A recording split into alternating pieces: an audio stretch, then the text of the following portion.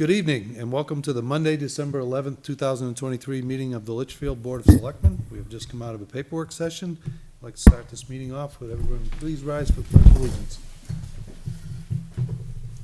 I pledge allegiance to the flag of the United States of America and to the republic for which it stands, one nation, under God, indivisible, with liberty and justice for all. All right, Selectman Lynch will not be with us tonight. He just called and said he's still under the weather. He doesn't sound good either, so he needs chicken soup. All right, up first, we have the review and approval of consent items. We have an AP manifest for December 5th, 2023, in the amount of $103,891.59, and one for December 12th, 2023, in the amount of $103,521.21. A payroll manifest for December 7th, 2023, of $48,753.60, and December 14th, 2023, in the amount of $85,559.21. We have the town clerk reconciliation for November and the tax collector reconciliation for November. Are there any other items that people want to discuss or entertain a motion to approve? So moved. A motion for Mr. Weber. Second. Second for Ms. Queenan. Any discussion? All those in favor say aye. Aye. Opposed? Motion carries 400. Any requests for additional items or other business? No? Okay.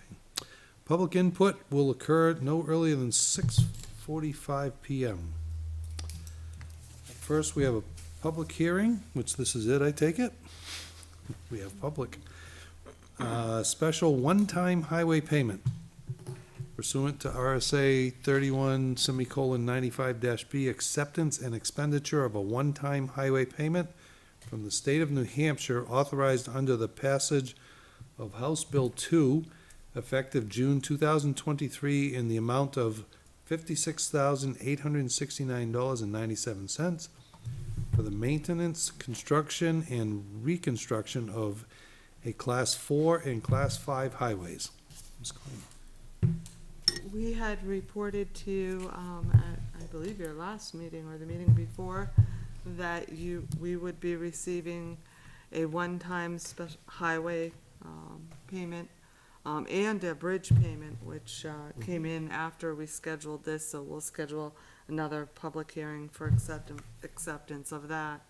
But this is very similar to the amount that you received last December. This is the State House giving back money to municipalities in the form of a one-time special payment. This money will need to be used for Class 4 and Class 5 highways, which can also be equipment if it's specifically related to the maintenance of the highways. But in the past, we have used it for paving. Mm-hmm. I did some repairs with one last year or the year before. It was one of the roads that that needed some work done, a culvert or something, yeah. Yep. Okay. So, yeah, that's great. So we need to, I'd see if anybody from the public would like to provide comment. anybody from the public want to speak about this? Sounds great. Okay. I know why they're here. All right, so, hearing none, we can entertain a motion to accept the money. I'll make a motion to accept the one-time highway payment from the state of New Hampshire in the amount of $56,869.97 for the maintenance, construction, and reconstruction of a Class 4 and Class 5 highways. We have a motion from Mr. Weber, I'll second. second from Ms. Queenan. Any further discussion? All those in favor say aye. Aye.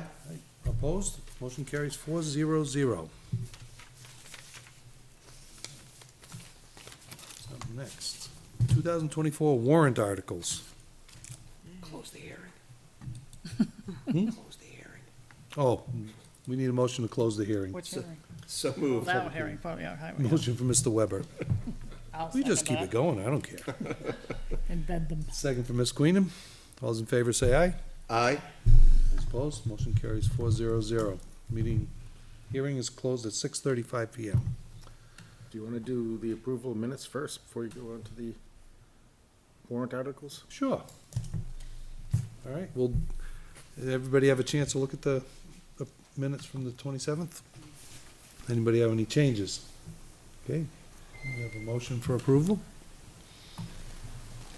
I'll make a motion to approve the minutes from the Board of Selectmen meeting on November 27th, 2023. We have a motion from Mr. Weber, I'll second. second from Ms. He's Queenan. quiet, nobody's recovering. All those in favor say aye. Aye. Aye. Opposed? Motion carries 400. I abstain. I was not here. Oh, there you go, Motion that's carries why. 301. 301. Okay. Now, we have the 2024 warrant articles. So, we started with Article 3, of course, leaving 1 and 2 for planning and zoning, which will come later. The Article number 3 that you see there, that number has changed a little. The operating budget, as it sits now, is $7,896,653.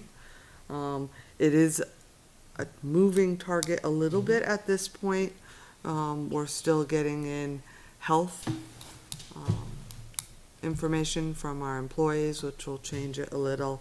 And then there's a few other items that the board needs to clean up. And Karen's working on the default, Okay. so we'll leave that be. Do we know when the default will be ready? These are all questions I'll get Thursday. Yeah, I mean, I think it's almost pretty much done. Then we can just discuss some things and, Okay, yeah. okay. Article 4 is the Human Services and Health Agencies. And so that is, it's actually up just a little from last year. And the reason being is that requests came in higher than they have in the past. And there's only one that we were particularly concerned about, and that was Meals on Wheels. So the Meals on Wheels for 2023 was a bit less than they requested in 2024. We're still not recommending that it's funded entirely, but with the information that they gave us, they had more Litchfield residents than they have in the past. So we felt it was important to fund those. So we're recommending 22,350. 2023 was 20,600. So it's up $3,850. All the other items remained the same.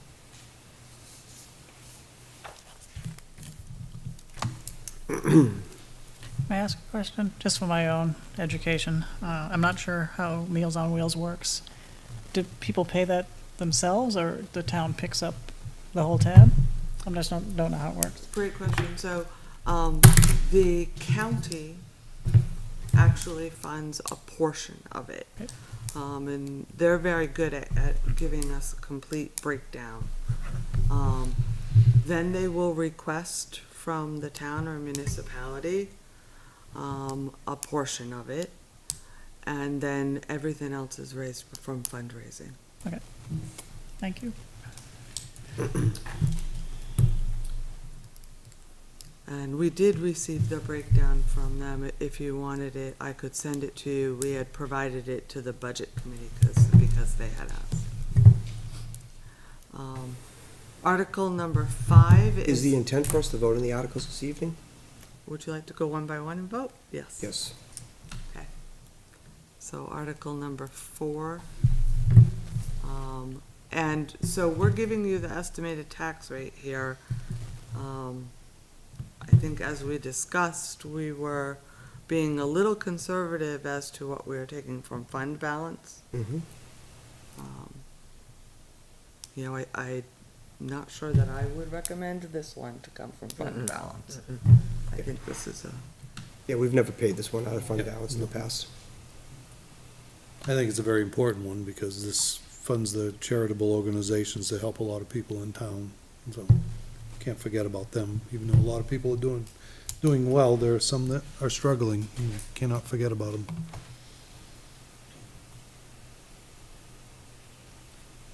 All right, so I'll make a motion that we approve Article 4, Health and Human Service Agencies, which reads, shall the town vote to raise and appropriate the sum of $22,350 to support human services and health agencies providing services to the town of Litchfield, estimated 2024 tax rate impact 0.02 cents.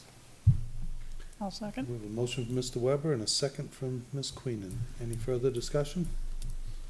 All right, all those in favor say aye. Aye. Opposed? Motion carries 4-0-0. Okay. Article number 5 is the plow truck lease purchase.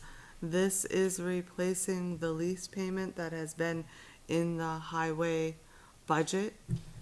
Because that lease ended, it does require a warrant article to begin a new lease.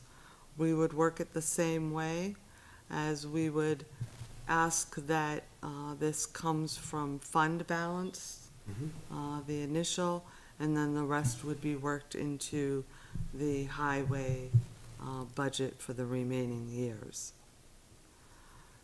I do want to say that this could change slightly due to interest rates.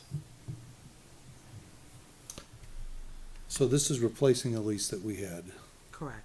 So that's kind of an area that I'm kind of iffy on because I remember when back, and this is long before I was on the board, the fire department wanted to have a new vehicle and their plan was when that vehicle was paid off to take that money and roll it into a new vehicle. I think that the taxpayers should, I know they'll have a voice in this, but it kind of is taking that money that they've said, okay, we're gonna give it to you here, and just kind of without their, I guess they have the final consent, but I mean, Yeah, I agree. When I the lease, think it should come out of the budget and go Yeah. back in the budget. yeah, maybe. when the lease purchase ends, then it should Yeah. go to warrant articles, start Yeah. up again if that's Yeah. so chose.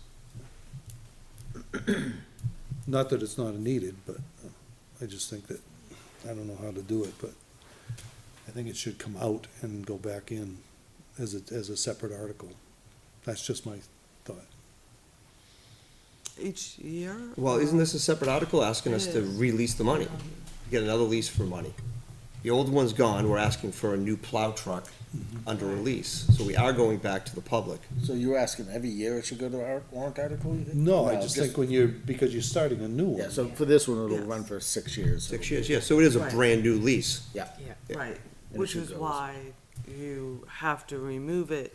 from the You budget. can't keep it in the budget. Comes out of the It budget. has to come out of the budget and you have to supply. So is it out of the bids. proposed budget for next year? Oh, so it is out of the budget. So there's your answer for the budget committee.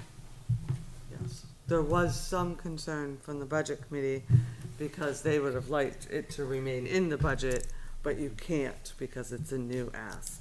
Okay. So it's a voter commission. So we could get hit with the impact next year if it goes through, especially if that budget was cut this year. It'd be a budget impact next year. Correct.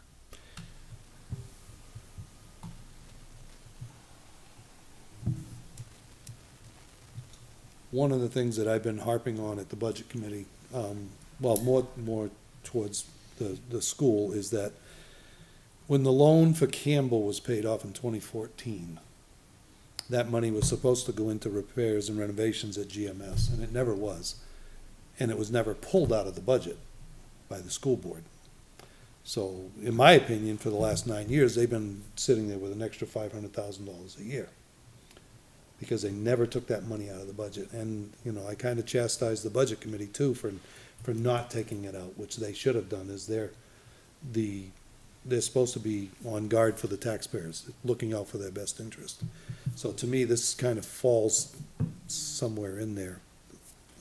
Well, I agree with you that they should have taken that $500,000 out. This is taken out. They've already taken the money out of the budget that was allocated for the lease. It's out of the budget now from the highway department, and we're going back out now asking, can we go lease another vehicle? So we did remove the monies. Yep. And now we're just saying, may we have another one? But aren't we getting dangerously like using the unassigned fund balance, aren't we getting dangerously low there to being, So I think when we, talk about surplus in a little bit, you're gonna see that there's a significant portion, that will fall to the unassigned, even if we look at some of the major purchases that we believe should be considered. This is way below what that would be. I don't think that it's going to impact it, to a point that's gonna make much difference. I would agree, if you were talking, $60,000-$70,000, maybe it's a different conversation to have. But where you're looking at 26,000, I think you'd have it in the surplus itself that will fall to unassigned. The only other thing that concerns me with this is the estimated 24 tax rate is $0, which it will be, because we're gonna use unassigned, but next year, what is the tax rate? But you don't know what that is, because you don't know what, it's a moving target. But my concern is where it says $0, people look at that like, oh, this isn't gonna cost us any money. So It is. what we've done in the past, I think we've done an estimated tax impact going forward. Haven't we done that in the past? I thought we did. I thought we said that before, we'd say this money and the estimated impact would be 1 cent, 2 cents, or whatever we thought it would be. Thought we had done that in a couple warrant articles in the past. I don't remember that, because that's kind of hard not knowing what. Yeah, that's why we said estimated impact, Yeah. just so they Yeah, had I mean, some. they were all I thought we did estimated, last but- year, something like that. we might have, Even it if- sounds familiar, it sounds really. Because we wanted to say, hey, we wanted everybody to know, even if we used unassigned, what would it be in the future, just so we could, Yeah. be totally transparent as best we could with the taxpayer. I mean, looking at the other numbers, you could estimate it's probably gonna be 3 cents or whatever, 2 to 3 cents. Well, I mean, if you look at what human services was, right, for $22,000, it was 2 cents. Cents, yeah. Now you're looking at 26, so you're probably looking right around 2 cents also. But at least that way, we're coming forth saying this is what we believe it would be, based off of where we are.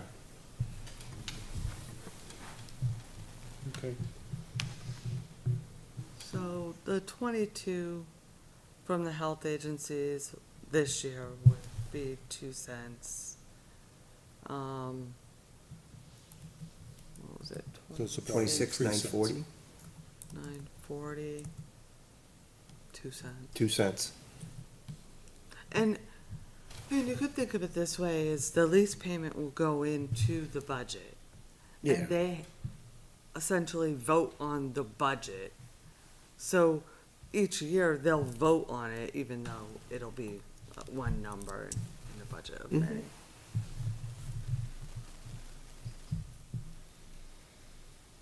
You have an escape clause in there, if we had to.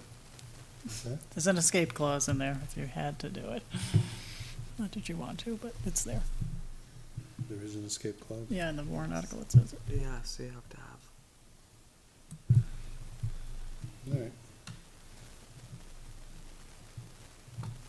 Okay, so we'll make a motion on Article 5, plow truck lease purchase, to see if the town will vote to authorize the selectmen to enter into a 6-year lease purchase agreement for the sum of $161,640 for the purpose of purchasing a plow truck with equipment attachments for the highway department, and to raise and appropriate the sum of $26,940 for the first year's payment for that purchase. Excuse me. Excuse me. The first year's payment in the amount of $26,940 shall come from the unassigned fund balance, and no amount to be raised from taxation.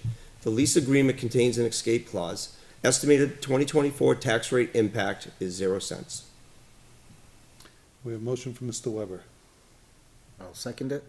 a second from Mr. Gannon.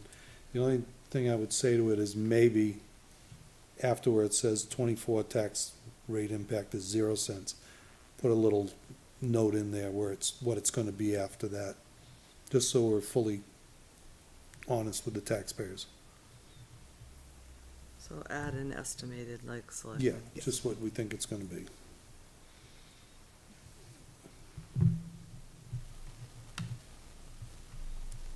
Sometimes it's not always what you tell them, but sometimes it's what you don't tell them Yeah. that gets them angry with you.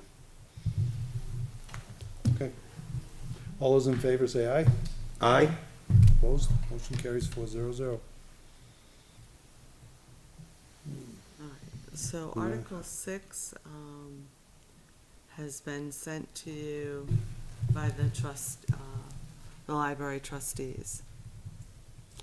So they would like, this is very similar to the article you saw last year. They are asking to increase the weekly hours of the assistant librarian number 2 position from 8 to 24 hours starting April 1st. It's the estimated annual wage benefit and other related costs for a year would be $14,563. They're asking to vote, raise and appropriate $10,696, which is from the April 1st to the end of December. And the estimated tax rate is 1 cent. So does this make that position full-time? This 24 hours wouldn't be full-time, right? No, 32? 30.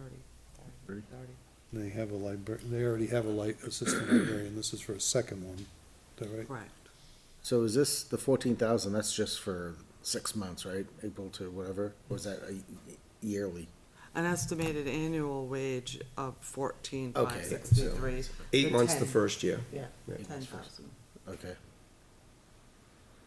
Are we down somebody at the library? Not that I'm aware of, No, I Karen. think so, no. But they did ask for this last year. Yeah. Was somebody retiring or something? Wasn't somebody I think stepping? he's talked about it, but I don't think she's going anywhere soon. You guys might know better than us. I haven't heard that she's leaving, that would be a whole different situation, search for, You still on the trustees? No. Are you? No, okay. All right. I guess I just don't understand why. Mhm. What's the need for 8 to 24? Is the usage gone up? Yeah. Can we maybe get some clarification from her on this? Why they want to increase it? We can. I mean, I know that last year when it failed, Mhm. one of the things that they noted was the increase in programming and things that they were doing. Mhm. But I'll ask her for more specifics. Okay. I mean, with the new pavilion, they could have more programming going outside and so forth, but it'd be nice to know, what's their intent with these extra 16 hours per week. Okay. So we'll hold on that one. The only thing that Oh. I would, That's gonna go to budget committee that's Thursday. right, is they're due to budget committee for this Thursday. And does budget want our They vote want our prior warrant to articles. ours? Yeah, they would like the warrant articles prior to, a couple of days, for everyone to be able to look them over. And that one does have a tax impact. Yeah, it's 2 cents. It's one. 1. 1 cent. One. One for the first year. Yeah, one for the first year, and then 24 is 2. Okay. Well,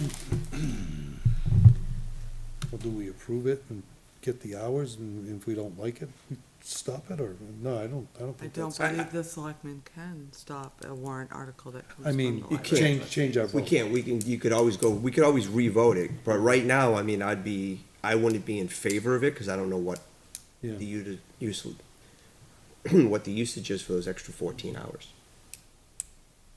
Or 16 hours, whatever it is. yeah, I think we need to find that out. And I don't want us, for not having all the information, possibly sway the budget committee's vote either. Yeah. 'Cause I don't think we're doing the library, a service if we do that. Well, if that's the case, I think I'd ask, Vicky to have either she herself or a trustee at Thursday's meeting. Yep. I And agree. then once they relay it to the budget committee, we'll know Correct. more information. for Because I'm sure the budget's gonna ask the same question, especially one or two individuals I know there. Yeah, maybe more than the two. So, all right, so let's do that. Okay. All right, We're gonna make a motion on it? no, we're gonna hold until have somebody After the present budget to the committee. budget committee. All right. So, Article 8 is the police contract, that the selectmen have wait a already. minute. We're at Article seven. 8's a recreation expendable. 7 is property revaluation expendable trust. Ah, Then we have 8, which is rec, and 9. well, Well, we got a couple 8s, 2 8s in a row. sorry. Look at that. So Article 7 is the property revaluation expendable trust fund. Yep. And that is the standard article that you see every year for the 25,000, which is part of the contract for the 2025 revaluation. And this is the one that gets us to the 100,000 that's needed, and then instead of getting hit once with it, we broke it up over the years. It's the one I always vote against. Yes, that's you. Estimated Because you tax dislike impact. who's doing it. So now I know what that one It's is. always been him. That's why they still have last year's vote on it. Voting against the warrant article will not stop the revaluation. Oh, I know that. Nothing I know stops that. the revaluation. Reason for that I again? just think we need to put it out there and see if there are any other Oh, contract. firms that will do it, and Gotcha. if it saves the town any money, that's all. I will tell you, there's very limited number of Yeah, firms. I'm sure of that, but. Okay, All right, Article 7, Property Revaluation Expendable Trust Fund. Shall the town vote to raise and appropriate $25,000 to be placed in the Property Revaluation Expendable Trust Fund as previously established? This sum is to come from the unassigned fund balance and no amount to be raised from new taxation. The estimated 2024 tax rate impact is Oh, wait. 2 cents, but should be 0 because we're taking it from the unassigned fund balance.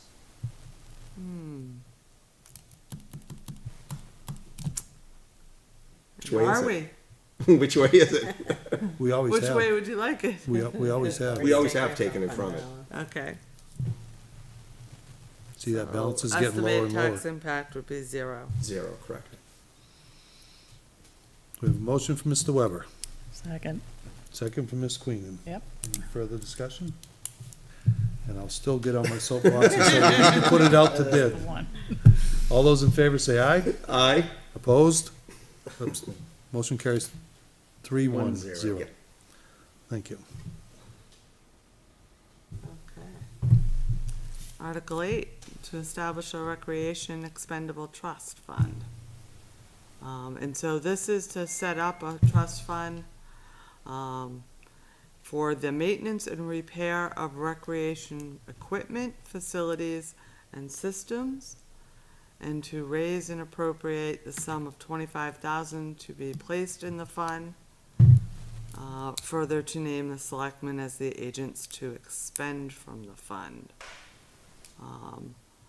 And this is to come from unassigned fund balance, no amount to be raised from taxation, and I'll let Mr. Weber speak to it. So the breath behind this is all of our recreation facilities are getting old. Talon Hall, irrigation pumps could go. We could use some new playground equipment and so forth. So what's happened is we've never really had enough money in the line item of the recreation budget. It usually gets dwindled down, and we're at that point now. If anything major happens to Talon Hall, we don't have the budget to fix it and would have to shut it down. And the utilization of that hall from November to March is every single day of the week. Off the charts. Yeah, probably from 6 in the morning till 9 o'clock at night. So we want to try to find a way in order to have some type of money put aside in case we do have to repair everything, and we thought this was the best way to come forth with it.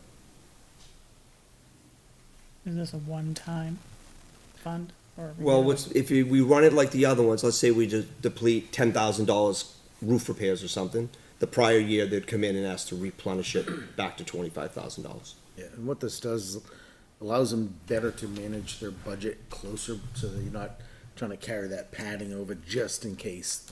Yeah, because the majority of that budget is field maintenance. Still maintenance, Other than that, it's, program here, porta potties, trash removal, small items.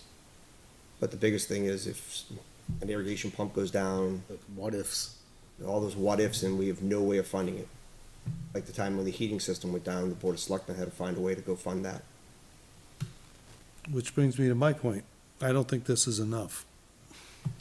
We were fearful from a recreational standpoint to go higher, because we want something. We'd Yep. rather have something than nothing. Truly, we did talk of numbers of $50,000, because, I think maybe this is a good seed to start it, Yeah. and then maybe next year we put it in the budget. If you put 25,000 in, it's gonna be 2 cents on a, if you put in the budget, or you go to increase the value that we already have, right? Because I think an expendable trust is the best way to do it. It's an insurance policy. Yeah. Basically, you're putting money aside in case something ever happens. You know? I'm trying to, I'm looking at all these warrant articles that have expendable trust attached to them, and just, we've been talking about, the unassigned fund balance, I should say, I'm sorry. And I'm just seeing that, that number keeps getting smaller and smaller, and I know we're gonna put some in, but I think we need to build that number up. Get it where it needs to be in case something ever does happen, and I think the taxpayers should have a stake in it, I know the unassigned fund balance is technically money raised from taxes, but put 2 cents on a warrant article and let them put it in there. Then they'll feel a part of it. So are you saying to have two articles, one with the fund balance, another $25,000 for 2 cents? I think next year you bring. Oh, one next year, forward. okay, Yep. bring forth Yep. another one, okay. Yep.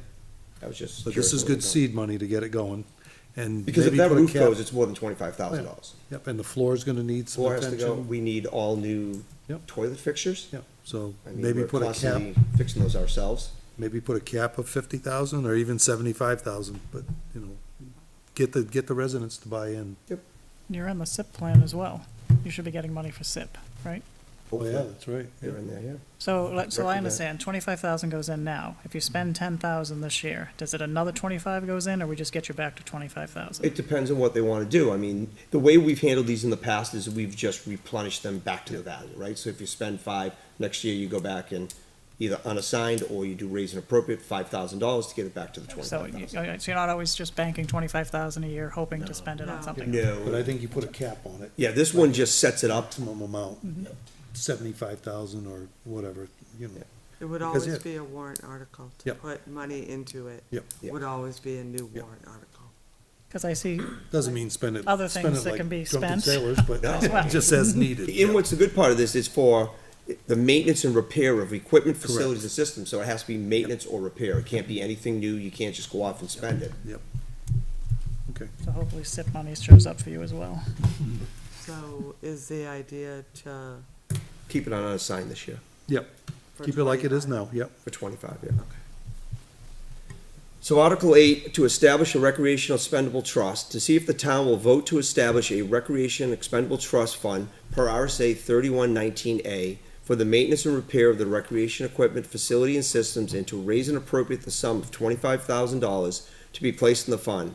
Further, to name the selectmen as the agents to expend from the fund, the sum to come from the unassigned fund balance, and no amount to be raised by taxation. This year. This year. It's all about the This shit. year. We have a motion from Mr. Is that a motion? That is the article as it is presented. Okay, we have a motion from Mr. Second Weber. Second from Mr. Gannon. Any further discussion? Okay. All those in favor say aye. Aye. Opposed? Motion carries 400. Should we pause and do public input? Sure. I'm good. And then we'll carry on with this again? Or, I know you guys are thoroughly enjoying this. And it'll be Article 9 when we come back. There's 2 8s here. It is Yeah. Article 9. Yeah, that should be Article 9, right? Okay. We, All right, so- you know we'd be watching it at home anyway. Would you rather, do you mind? We got a few more to go. I mean, it's up to you. We'll be happy to. I do have a little bit of a time pressure, unfortunately. Okay. All right, that being said, at 7:04, we'll open it up to public input. Any members of the public that would like to come forward? Please do.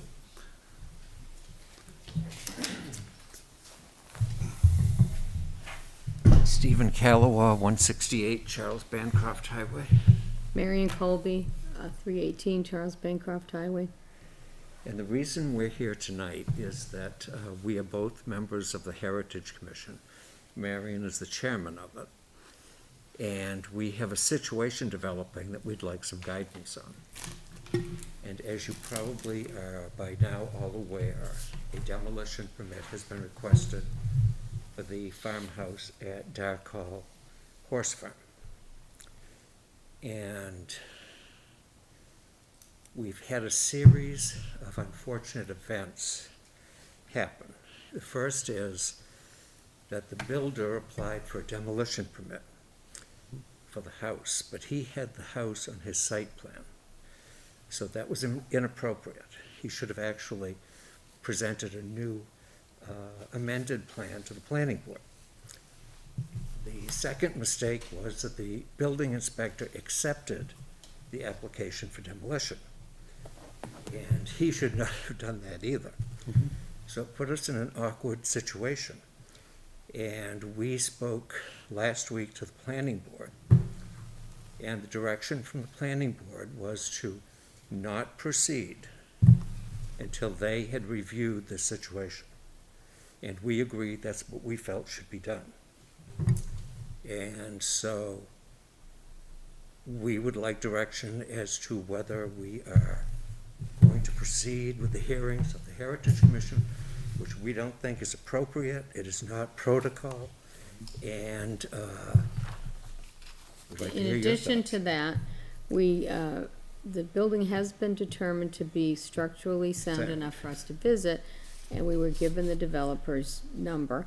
We contacted him, and he was unavailable to let us into the building. He has been out of town and will not be back until tomorrow. So part of our process when we hold a public hearing is to come up with alternate plans to present to the builder, you know, that of other ways that he could handle it rather than demolish a historically, architecturally, and culturally significant building.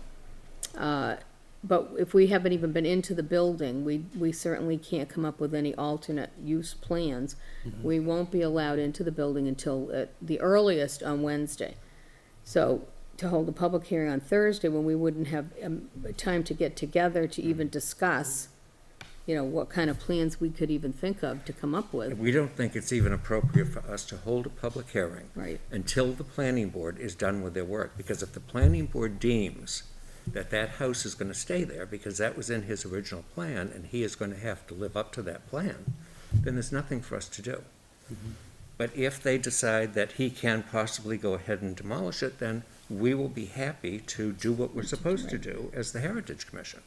But to do it before that is silly. We put a lot of time and effort into getting a public hearing ready, and we're wasting our time if the planning board says, no, this is going to stay here and there's nothing for you people to do.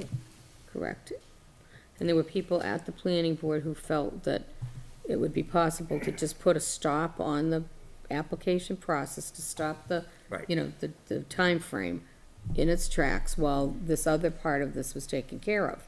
And we felt that that was appropriate. If the planning board accepts the new site plan with the building, you know, the suggestion that it be demolished, then pick up the pace and we'll move forward with what the Heritage Commission is, you know, tasked to do, which is to hold the public hearing and try to come up with alternate suggestions so that the builder doesn't have to demolish this very significant building.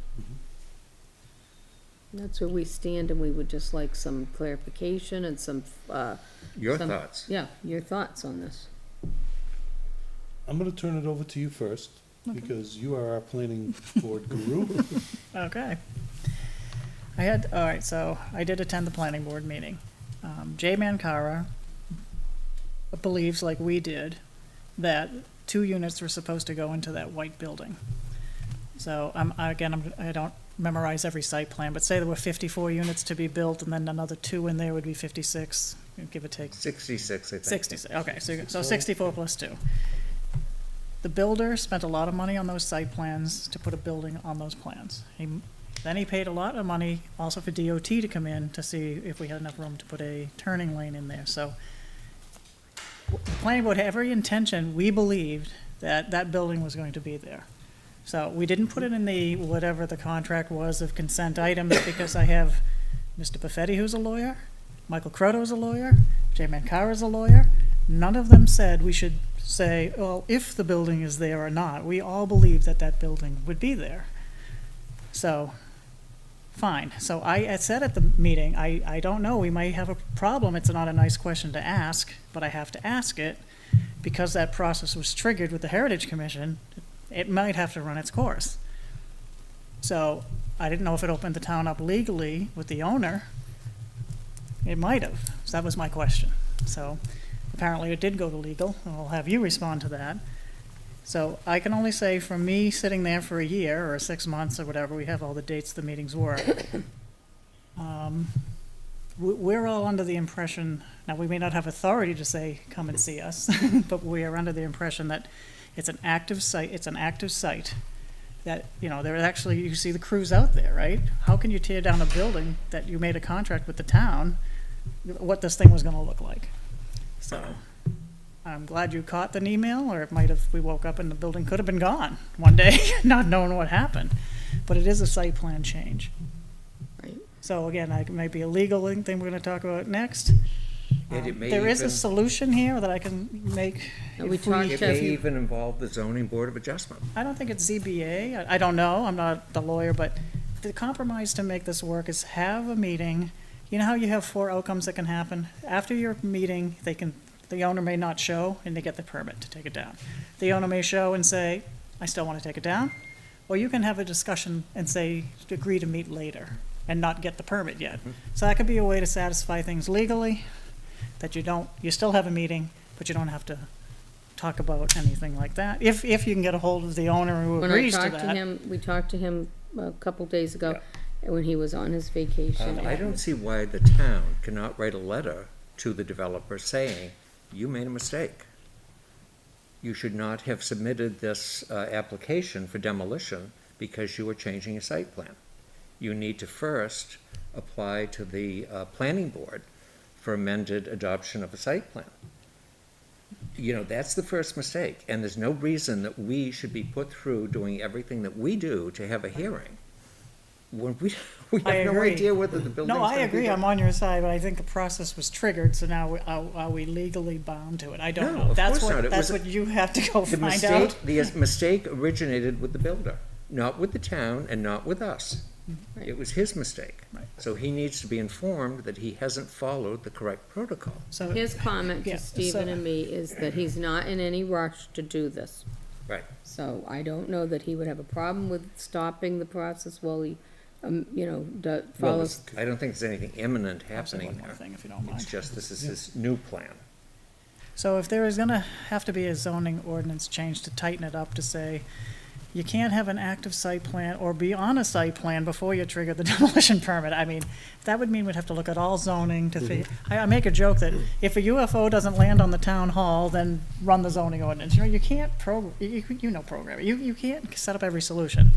Nobody planned, that zoning ordinance was reviewed by our legal department, it copies a lot of other towns. Nobody anticipates an active site happening at the same time that is triggered, so. I mean, I remember back on this when the developer came forth. I mean, there was a lot of conversation about the house, the barn. That's And right. he agreed that I'm gonna keep the house, but the barn's coming down. We're gonna do something special with the house. We wanna keep it under the, heritage of the community, keep the house going because it's one of the older homes. I mean, I remember all those conversations. Same thing that. I don't know if I was sitting in on the planning board during those, Yeah. but there were lengthy discussions concerning it. And And the pretty same- much the site plan was approved based on that, Right. with that house Right. on the property. And the same thing that was told to the Historical Society, because he did call me to discuss that, and said that he had decided that he was going to keep the house. It was going to become 2 condominium units, which many early houses like that do. And, it's a structurally sound house. He's a builder. That should be something that he could do quite easily. Has he given a reason as to why he wants to remove it? Does he just Well, feel? we have a feeling that was the plan all along. you think Well, so? the building inspector said to me, it will cost him too much to bring it up to code. And I said, well, he's a builder. He's a builder. He bought the property, he should have looked at the house at the time. Right. And he should have been able to estimate what it was gonna cost him, and that is not the problem of the Heritage Commission or the Planning Board. That's his problem. I mean, if it was always part of his development plan, don't you think he would have captured the cost within the development plan? That's- yeah. When you started out. Yeah. You wouldn't know what it suddenly was, saying, decide- okay, I'm gonna do that, it's gonna be Yeah. X amount And of if, dollars. and if the ceilings are too low and he thinks it would cost too much to make it into, then just rent it out as a single house. But you're maintaining the house on the property, There are which is people what he looking for promised to do. rentals. As don't know. far as the amended site plans, we've held businesses in this town responsible to go back to the planning board when anything was changed. Yes. Remember Spooky World and on a couple of occasions and whatnot, they all had to go back to the planning board with amended site plans. I don't think we can change it here. I think if we do, we're being inconsistent. And that to me is a failure on our part. It's not a good precedent to set. No, it's not. So, But we are of the opinion, the Heritage Commission, that we should not move forward. before Let's- the planning board. Before the planning board does. Once the planning board has made a decision, we are happy to do what we're supposed to do. But to do it prior to that, there's no point in it. Is there a legality to the whole thing? Yes, Okay. would you like that? That's probably what we need right now. Yeah. So, Opinions, but what's legally, and there's a couple reasons why, I wanted to send it, to legal for their review. Number one is the way that the ordinance is written. It's very descriptive in time limits for each step to happen. Nowhere in the ordinance is there an out to stop because of this, or to look at this. So we sent the ordinance, which legal had seen before, the time, the planning board's decision. So when the planning board gave the developer a notice of decision, and you generally, that's where you list any large conditions. The house is not on The house is on the site plan. it. Right. Because it was assumed that's what he was going to do. Like I said, 3 lawyers were on that committee and nobody said. Right, but it would have been easier if that was listed. I mean, there's 9 I know it'd things be that easier are listed. legally, but nobody in the planning would think of that because he drew that picture for us. He Right. said, this is what we're gonna It's his do. development. So that's why nobody said, oh, well, And- in case the And house it goes goes back, away. Kim, to the fact that it is his mistake. It's not the town's mistake. He went to the wrong agency. He knew very well he had to go back to the planning board. He shouldn't have applied for a demolition permit. And there's nothing to say that he won't need to go back to the planning board. He's aware that he needs to go Well, back Jeff to had the no planning business board. accepting this. As the building inspector, he knew that that was on the site plan. Well, he should have. He did know that it was on. So he shouldn't have taken it. He knew that this should go back to the planning board. He's put us in a bad now- position, so we're being asked to clean up his mistake. And that conversation was occurring between planning, between Joan, and between Jeff, and then it finally came to me. Now, here's the legal decision. Mhm. If the Heritage Commission does not hold its public hearing, it waives its ability to waive in on the demolition. It's not the Heritage Commission's job to determine what the owner can or cannot do, We know that. okay? It's their job to act on the application that is in front of them. Illegal application. Whether the applicant has the legal right to do it under site plan to the Heritage Commission is irrelevant. That's legal's opinion. Because you can. What if the planning board says, you know what? We're not letting you out of this.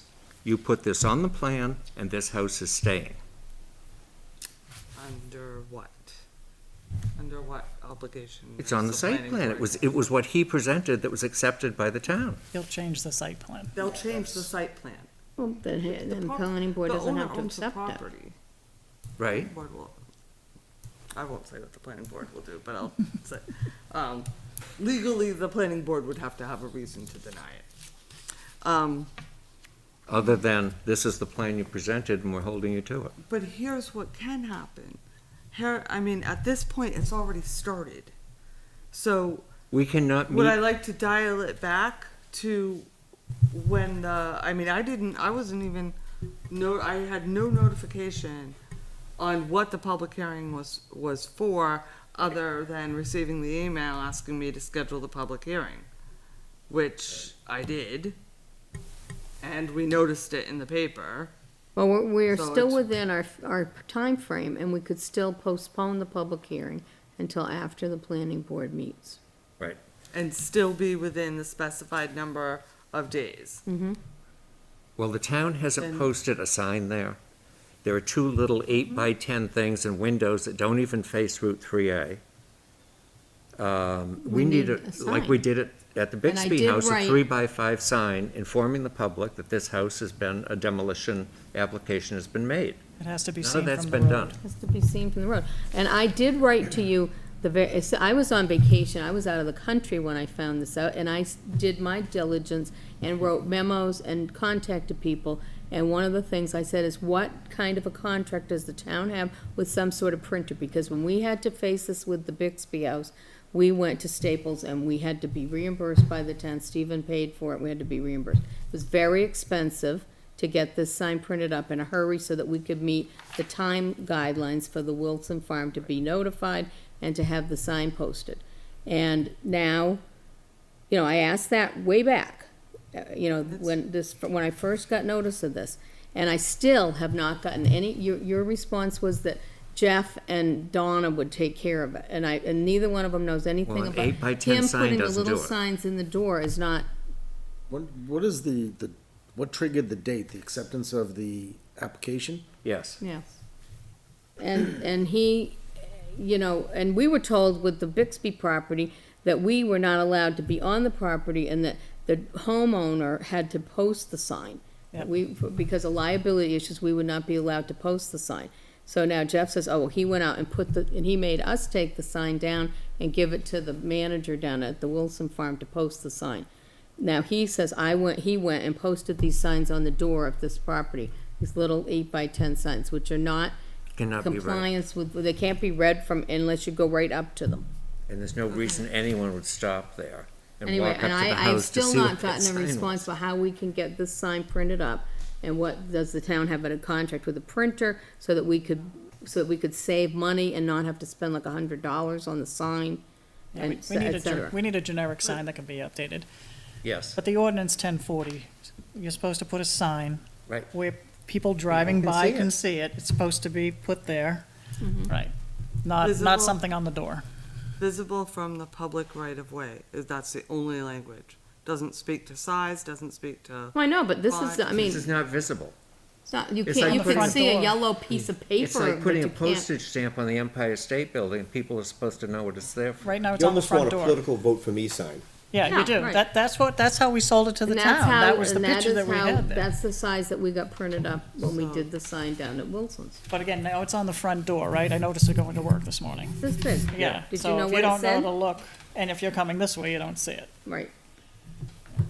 But what you would assume, what I assumed when I went by and saw it the other day was, it's the same thing if someone's doing a remodeling to their house and they have a little permit in the window. That's exactly what it looks like. but the ordinance does say the applicant's responsible for the sign.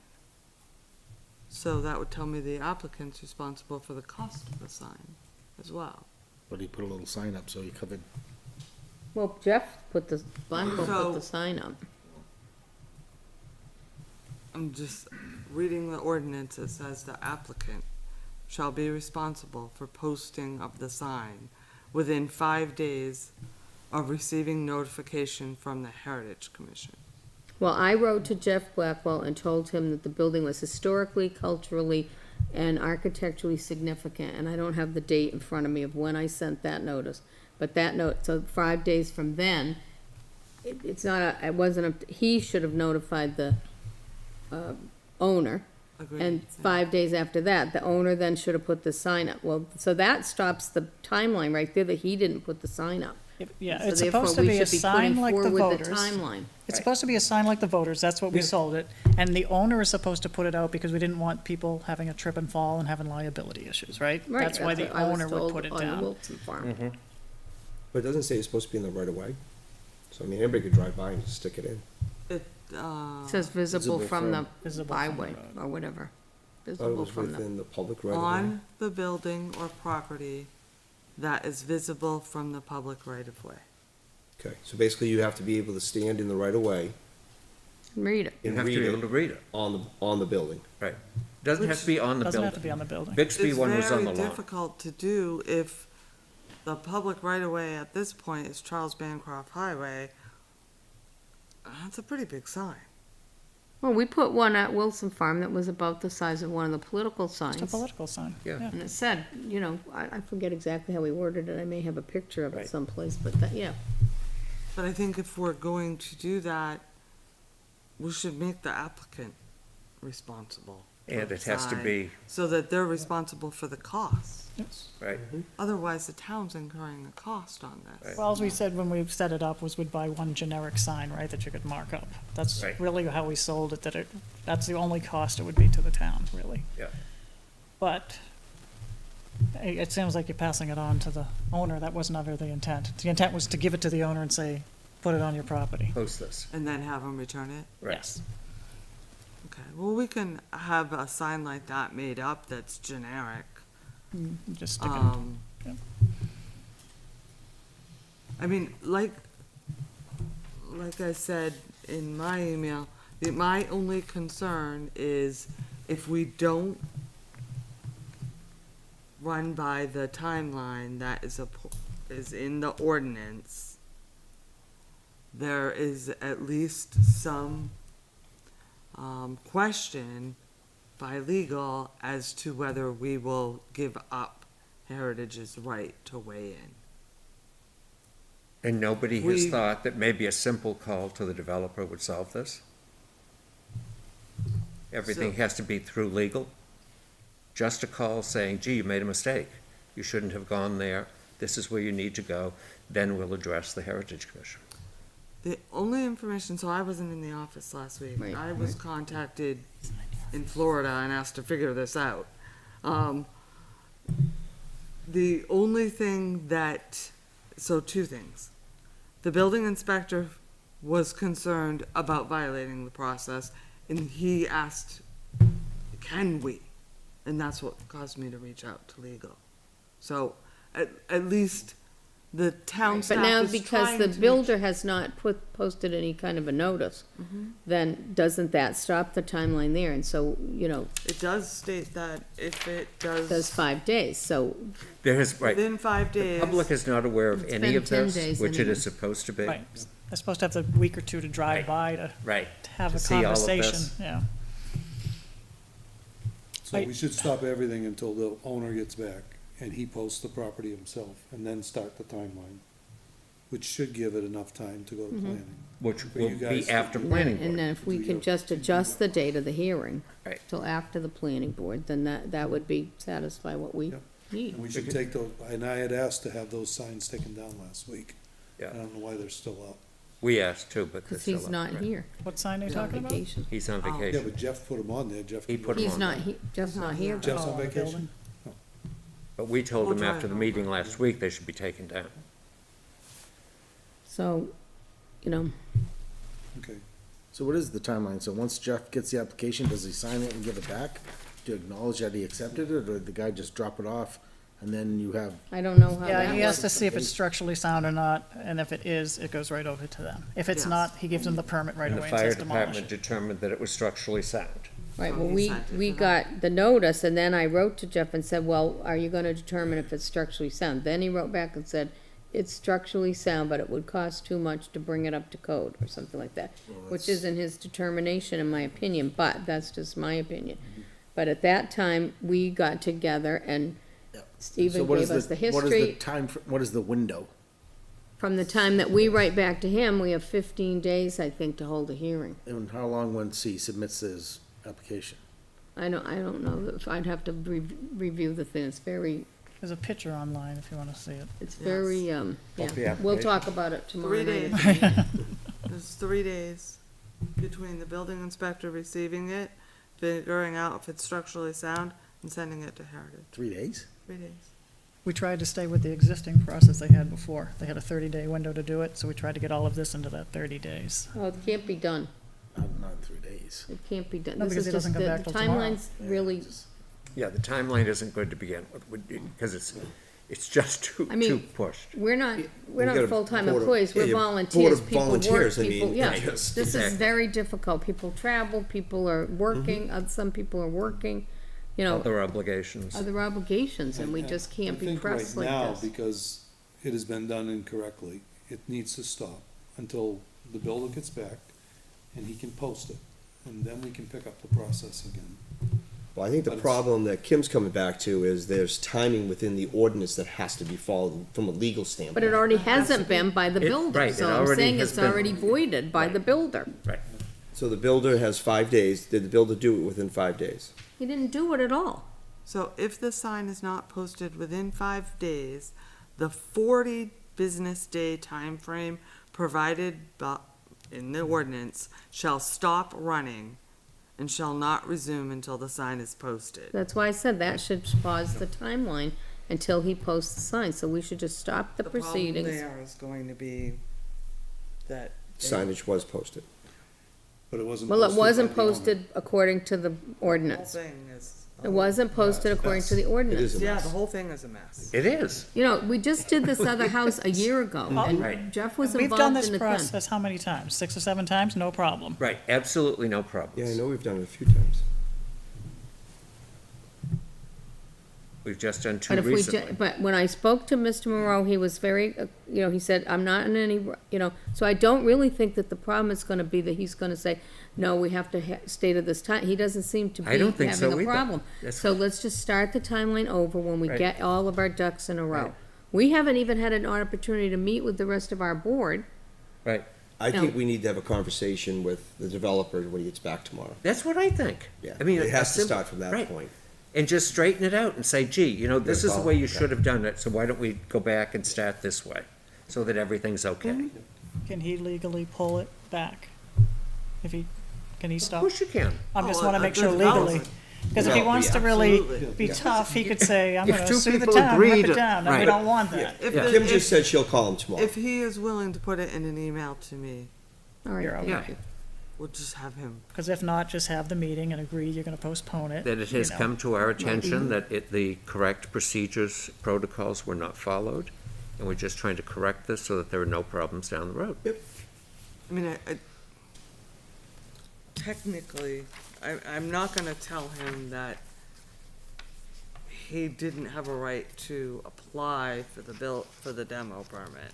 No, He's got every right to Because do he's it. got every right to do that, correct. regardless of what his site plan said. He does have a right to do that. I think it should have been explained to him when Exactly. he submitted the permit. But still, he always has a chance to go back and amend it with the planning board. There's We understand. nothing that says he has to amend it with the planning board before he goes to Heritage. Mhm. okay. I mean, it just makes more sense, but It But I does, think but it's there's- opened it's our not eyes an to this Yeah. timeline being Can we too modify the stringent, Okay. and we're gonna have to make some Planning board. adjustments there. planning board may We'll want to discuss at modify our that Heritage ordinance. Commission meeting. Well, we need to do it quickly. To do what? When do you meet next? I wouldn't do that. It's tight. 18th. When No, are no, the no, warrant articles for to do when? future, this one's already, Yeah, yeah. for future, Okay. so the same thing doesn't We'll happen. open it up a little. I personally think there's gonna be a huge amount of outrage in this town, that house is taken down, because everybody in the town bought the idea Mhm. of these condos because they thought, oh, well, great, they're saving the old house. And to change plans midstream is not a good policy.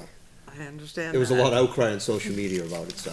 Yeah, there already has Yeah, been. there I already didn't has even been. read it, yeah? And there will be a lot more when people can actually read a sign and see what's happening. Yeah, Jeez. right. But that's where we're That's coming where we from. stand. So if we've stopped the timeline, or you'll discuss it, and somebody will let us know what's happening. Yeah. We're meeting tomorrow night, the Heritage Commission will be meeting tomorrow night. So everybody who's watching this And meeting, that who's should interested all- in this, should tune in. Right. And it should Follow put our us meeting. well within a period after the planning board meets, so that we have their decision prior to holding our public hearing. Right. Right, so the problem's going to be is the owner should have posted the sign. Right. When he We does. posted it, so that kind of makes that But we didn't mute. post but we didn't post a sign that It complied is, with the it doesn't ordinance. comply with But- the rules. But still, I think he could say, well, the town went out there and posted something. So I'm not gonna hang my hat on that. Well, we overstepped. What we're, No, but the, what we're hoping is that the developer will pull back the I permit. think he will. Let's it hope he seems does reasonable. that, because Hope he will. if he doesn't do that, and we have to follow the original timeline, with the 10 days required for the, to post prior to the public hearing, and the public hearing, We are I not don't gonna see be any within way that you'll limit. make No. that window. So We're not let's, going to be. let's just have him pull. the But this permit. doesn't prevent him from continuing building what he's doing now. No, Yeah. absolutely no, not. he can He can continue continue. what It he's doesn't doing. interfere with anything. Absolutely, Yeah. yeah, Okay, So we'll do that. yeah. I'll call him first. Okay, okay, thank you. so we are not proceeding with scheduling this, we wanna hear it from everyone, we heard it from the planning board. We're not proceeding with scheduling anything at this point, we're going to have our regular meeting tomorrow, and we will discuss this at our regular meeting, but we're not gonna be discussing it as a hearing. Right, so I'll call Right. the developer in the morning, Yep. ask him to agree I in don't think he'll writing be to back pull the until the permit. afternoon. Then I'll let you know, and Okay, if he does agree, I'll cancel the public hearing. okay. Cool. All right, Thank you. Thank you. thank you. Thanks for your Thanks for attention. hearing our side. Most welcome. Have a good evening. You too. Bye, guys. 7 PM, right?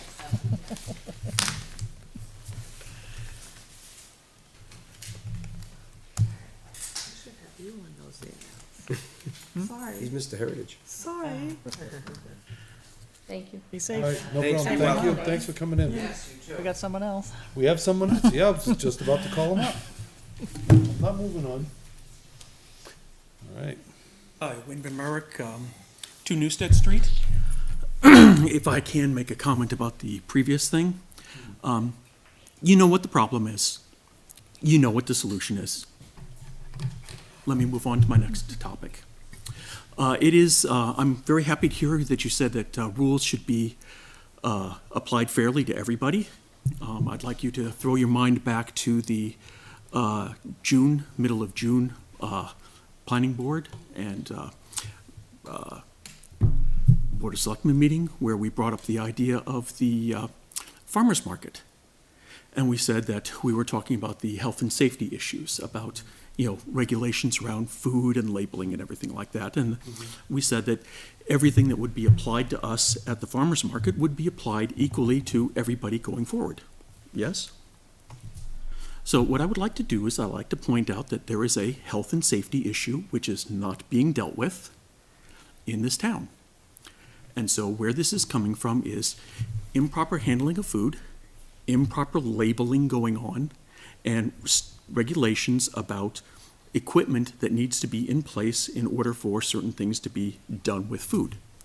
So, not picking on anyone in particular, but we can go back to the church social, the Strawberry Festival, where pies were donated, very good thing, but they weren't appropriately labeled for sale, according to the New Hampshire Homestead Act for labeling of food.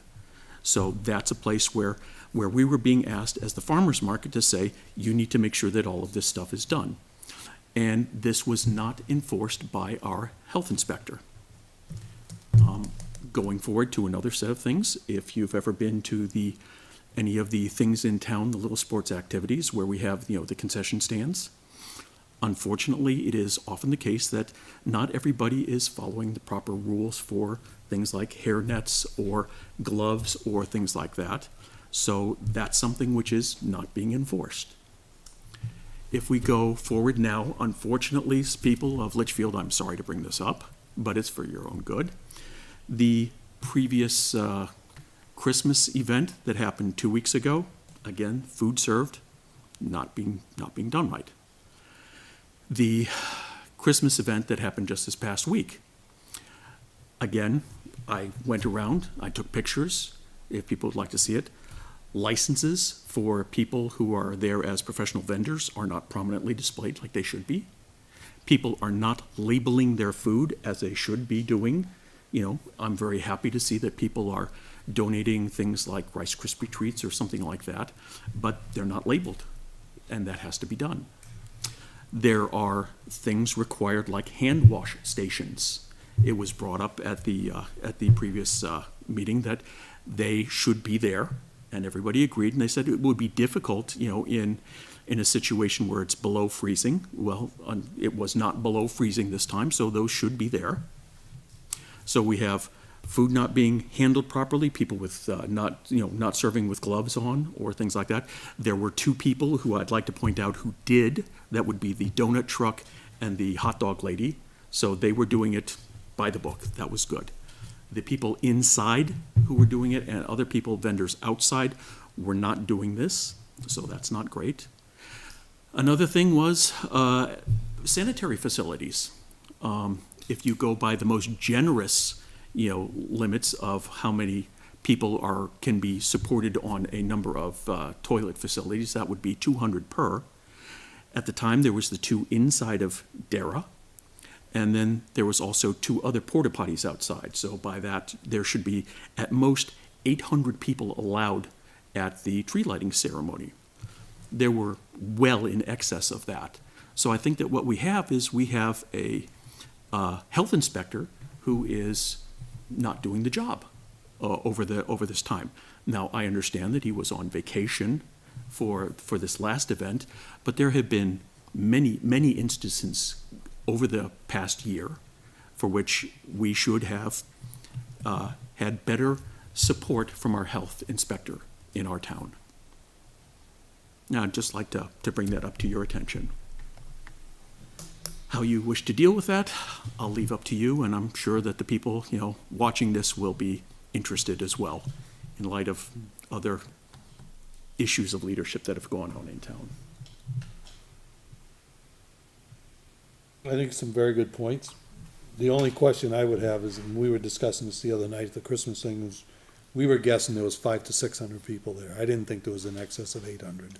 I actually had a chat with some of the local officials in one of the departments, and I asked them to guesstimate how much, and they were guesstimating 800 to 900 people, which I think was low. Okay. So didn't these think there would was. be people who would be capable of doing this, and I can name them off of this so that I don't want to inappropriately draw attention to them at this point.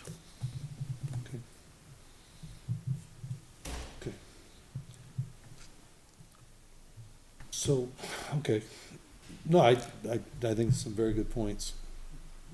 Being a nonprofit, does that have to follow the same guidelines, or? Nope. Does it matter? It's New Hampshire state law about health and safety Okay. and food regulations.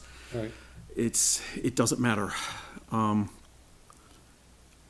applaud everybody who donates to the church fairs and who does the donation work, at the youth sports leagues. I think that all of this is good stuff. I think that we should apply all the rules everywhere to ensure that the town of Litchfield is properly protected. We've all done the, little science experiments when we're in school about, put the glitter on your hand and shake someone's hand and, see how far the glitter goes, so we know it's not about, pulling out one person or saying that one person is not doing the thing. This is just basic health and safety that we understand in the modern world, that, germs travel a lot further than we expect they do, and that there's certain rules and regulations that have to be adhered to. We would expect that, the restaurant establishments in town who undergo licensing and certification, that they are allowed to have the expectation of the same sort of service when they go out, that they should be able to trust that those foodstuffs are safe in the same way as they have to provide themselves. So this was unearthed during the farmer's market research, Yep. was when we found that, I do remember that, yeah. Yeah. because we were trying to do it right. By the way, that's been over 6 months at this point. We're still waiting for some sort of a determination on that. That's, to my mind, seems a little excessive, but that wasn't my point to bring this up at this point. So I was just bringing that to your attention.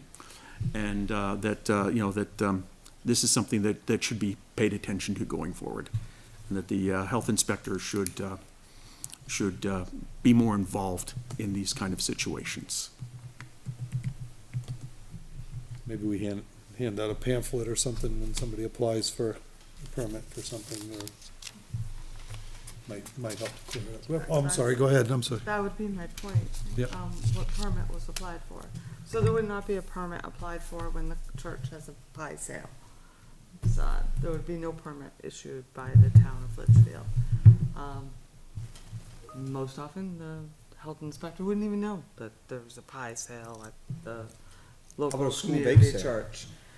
School bake sales. Same So there thing. were issues, years ago, and most, bake sales are excluded, especially on school grounds. Do you have They an RSA did for that, ask- please? They did ask, and many schools will not allow hand-baked items on school grounds anymore. But, no, there's no permit that comes over to the town. The town would have no idea that there's a bake sale at the school that day. Our health inspector would not know that. As far as the event this weekend, if there are vendors that are there and they are selling food items, and they should have a hawkers and peddlers license with the town, and especially if they're food trucks, it's mandatory that they are licensed by the state. We weren't aware that there was gonna be any food vending going on inside the building. So we would have no reason. We were told there were craft type vendors and things for sale, and that there were just the food trucks that have been licensed through us there. That's all that was there, yeah. And there was an That I know of, assistant. So the health inspector was not there, but the deputy health inspector was on site. So I would, not to be rude, but I would say that that's a little bit disingenuous, what you were stating, because the posts that were put out on social media made it a point of saying that things would be available for food, and that there was a request for people to provide things that could be sold for donation. So I think it's reasonable to state that everybody should have understood that foodstuffs would be provided there, and that they were provided, for example, at the large concession stand at the end over by the pavilion was where the Litchfield Christmas Committee was selling off things, a large number of them, unfortunately ungloved, and the foodstuffs were unlabeled. There was a little sign on it that says, these are cookies, or this is this kind of cookie, or these are Rice Krispie treats, or something like that. To say that this is not something which is known is disingenuous, and to say that this was a surprise is not right, and that there should have been someone there who was handling that. If not the health inspectors, then the people who were running that knew about it. And not to put too fine a point to it, I did bring it to the leadership's attention that this had happened at the previous December event, and that it should be investigated for the following, Christmas in Litchfield. And I don't know if that was followed up. So I'm just bringing this up. Okay. Well, then I'd say we'll include this as part of our permitting process review, which we're working on bringing you. I'll consult with Primex, because if that's the case, there's going to have to be some formal permit process, because I'm certainly not going to ask staff to monitor Facebook for I mean, if we aren't told by the organizers of the events specifically, we're not monitoring, you know, Facebook channels for what's going on in the town. I just don't think that's fair to ask staff to do that. Okay. But when we bring it forward again, It's getting longer and longer and longer. pardon the pun, it's food for thought. Thank you very much, appreciate it. Thanks for coming in.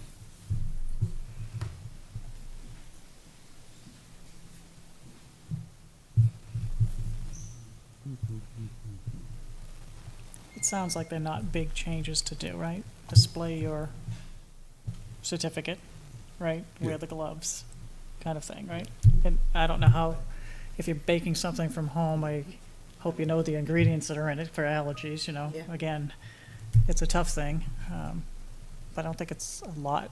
You know, I have worked the concession stand at the baseball games, right? So, what, just say what the rules are gonna be, right? I don't think it's gonna change the speed that we turn around the food, right? So. That's all.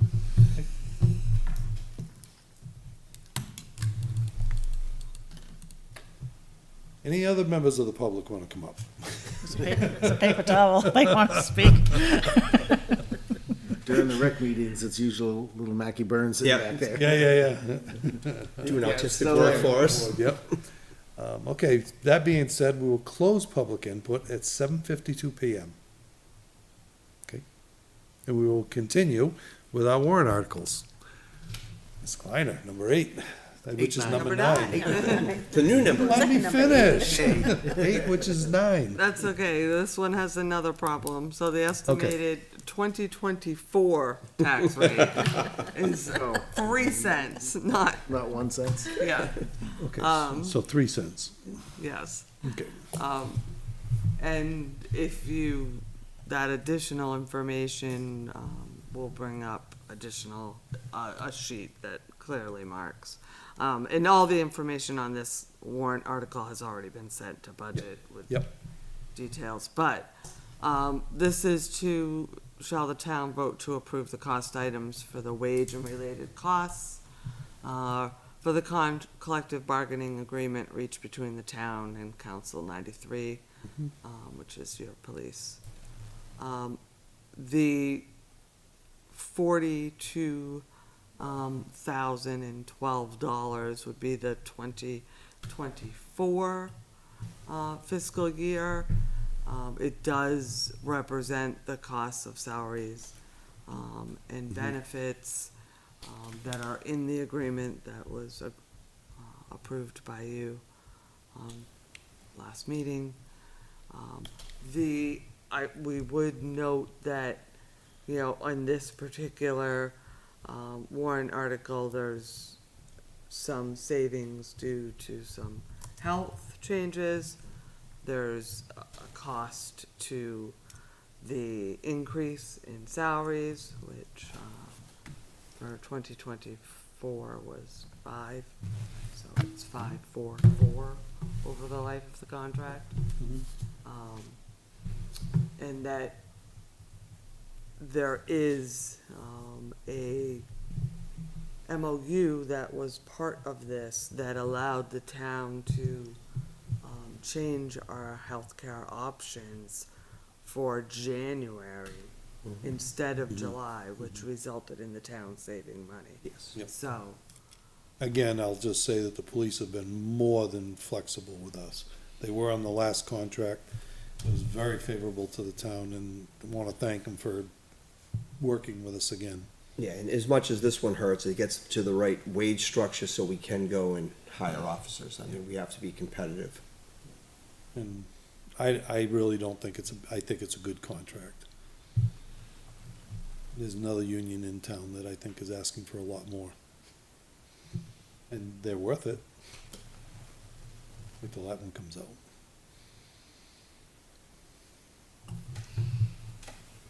So we need a motion. Okay, Article 8, police contract. You're getting good at this. 8, better known as the new 9. Police contract. Shall the town vote to approve the cost items of wage and related costs that have been included in the collective bargaining agreement. Do I need to stop? Okay. Between the town of Litchfield and Council 93 of the American Federation of State, County, and Municipal Employees, which provides for the following increases in wages and benefits at the current staffing level, and further to raise and appropriate the sum of $42,012 for the current fiscal year, such sum representing the additional costs attributed to the increase in salaries and benefits required by the new agreement over those that would be paid at the current staffing levels. Estimated 2024 tax impact, 3 cents? 3 cents. Yes. 2026, Karen just found, it's not 56, it's 36. 36. Good. Okay. So, Yeah, Like that sorry, jump. yeah. which is better. Take that. So that should be 36,000. 866. Okay, for year 3, okay. Still 3 cents though? Still 3 cents. Yeah, okay. 'cause Yeah, it's on the it's just 42. 2024 year. I'll make a second on that. We have a motion from Mr. Weber and a second from Mrs. Kleiner. Mrs. Kleiner. Oh, I hit him on camera. It's nice knowing everybody. Oh, my God. Kim K, Kim K. One of the Kims. Let me start again. We have a motion from Mr. Weber and a second from Mrs. Queenan, Yeah. I want to hit him. Yes, I the said. abuser. All those in favor say aye. Aye. Opposed? Motion carries 400. I know you did it with love. Okay, I did. Okay. Nothing hurt but my pride. That was my own doing. So we are back to the right numbers, I believe. 10. Which is the Yes. new, Article 10, which is the new 10. Replacement of one police cruiser. To raise and appropriate the sum of $70,000 to purchase and equip one new police model cruiser. Selection and purchase of said vehicle to be the responsibility of the Board of Selectmen in their discretion, if determined to be necessary and in the best interest of the town. Purchase of said vehicle to be by competitive bidding. It is by state contract that we received the quote. The did we get more estimate- than one? Oh, I'll wait for discussion. estimated tax input, impact 6 cents. Okay. So we looked, for different bids. The state had done a state contract where they received the best bids, and the agency that, or, auto, place that won the state contract is the one that is bidding most towns. Most towns are following that because it's the lowest cost. Mhm. And it's also competitive as to, the building of the car and the outfitting of the car. So that's the, what we went off of is the state contract. We are a little concerned about possible, upkeep, so we've gone high, a little bit higher for the outfitting of the car, 'cause there's decommissioning of the old car and outfitting of the new car, and this is the amount that was submitted to CIP. Are they staying with the Tahoe here, or? Yes. Okay. We did only put one. Yeah, I see that. Um, And is it gonna be the cruiser or the command vehicle that they wanted? We are not asking for the command vehicle. Okay. Okay, so this is a regular cruiser, okay. Mr. Weber? Article 10, replacement of one police cruiser. To raise and appropriate the sum of $70,000 to purchase and equip one new police model cruiser. Selection and purchase of said vehicle to be the responsibility of the Board of Selectmen in their discretion, if determined to be necessary and in the best interest of the town. Purchase of said vehicle to be competitive bidding, Estimate tax impact, 6 cents. So you did the bid process, okay, because that'll be probably asked at budget too. Okay, we have a motion for Mr. Weber, No second. second from Mr. Gannon. Any more discussion? I'm happy with it, but does anybody use electronic vehicle police cruisers? Does that happen? Electric vehicles? Yeah, I don't know if I've ever heard it happen. I hope not. New York and cities where, Probably San Francisco, I somewhere in California, I bet you Yeah. they do. know just there don't know if was a they're- request in a city that I know of, and it was Just don't know if they'd work not right. found to be economical. Okay, yeah, I don't see it, but okay. Yeah, Didn't know if it'd be safe enough. Okay, don't start. I'm not starting anything. I am assuming this is combustible engine. it's gonna, eventually, because they're gonna stop making gas powered, but No, they're not. that's what they say. That was just, I didn't know if there was another town that thought that would work on a 100-mile chase or something. So we have a motion and a second. Any further discussion? All those in favor say aye. Aye. Opposed? Motion carries 4-0-0. Yeah, I know California banned gas vehicles after a certain year, but they don't even have enough power in their grid to power the houses, much less the vehicles. Yeah, rolling brownouts, Yeah. they'll sleep in your What car. about putting the cart before the horse? Use your car to generate your house. Till your car dies. Self-generating, that's what it should be. All right, Article 11, Article 11 which is still 11. Yes. is the addition of Old a and new. full-time highway worker. This one is a little different. We have asked legal, so legal still has all of them. And they're working through them.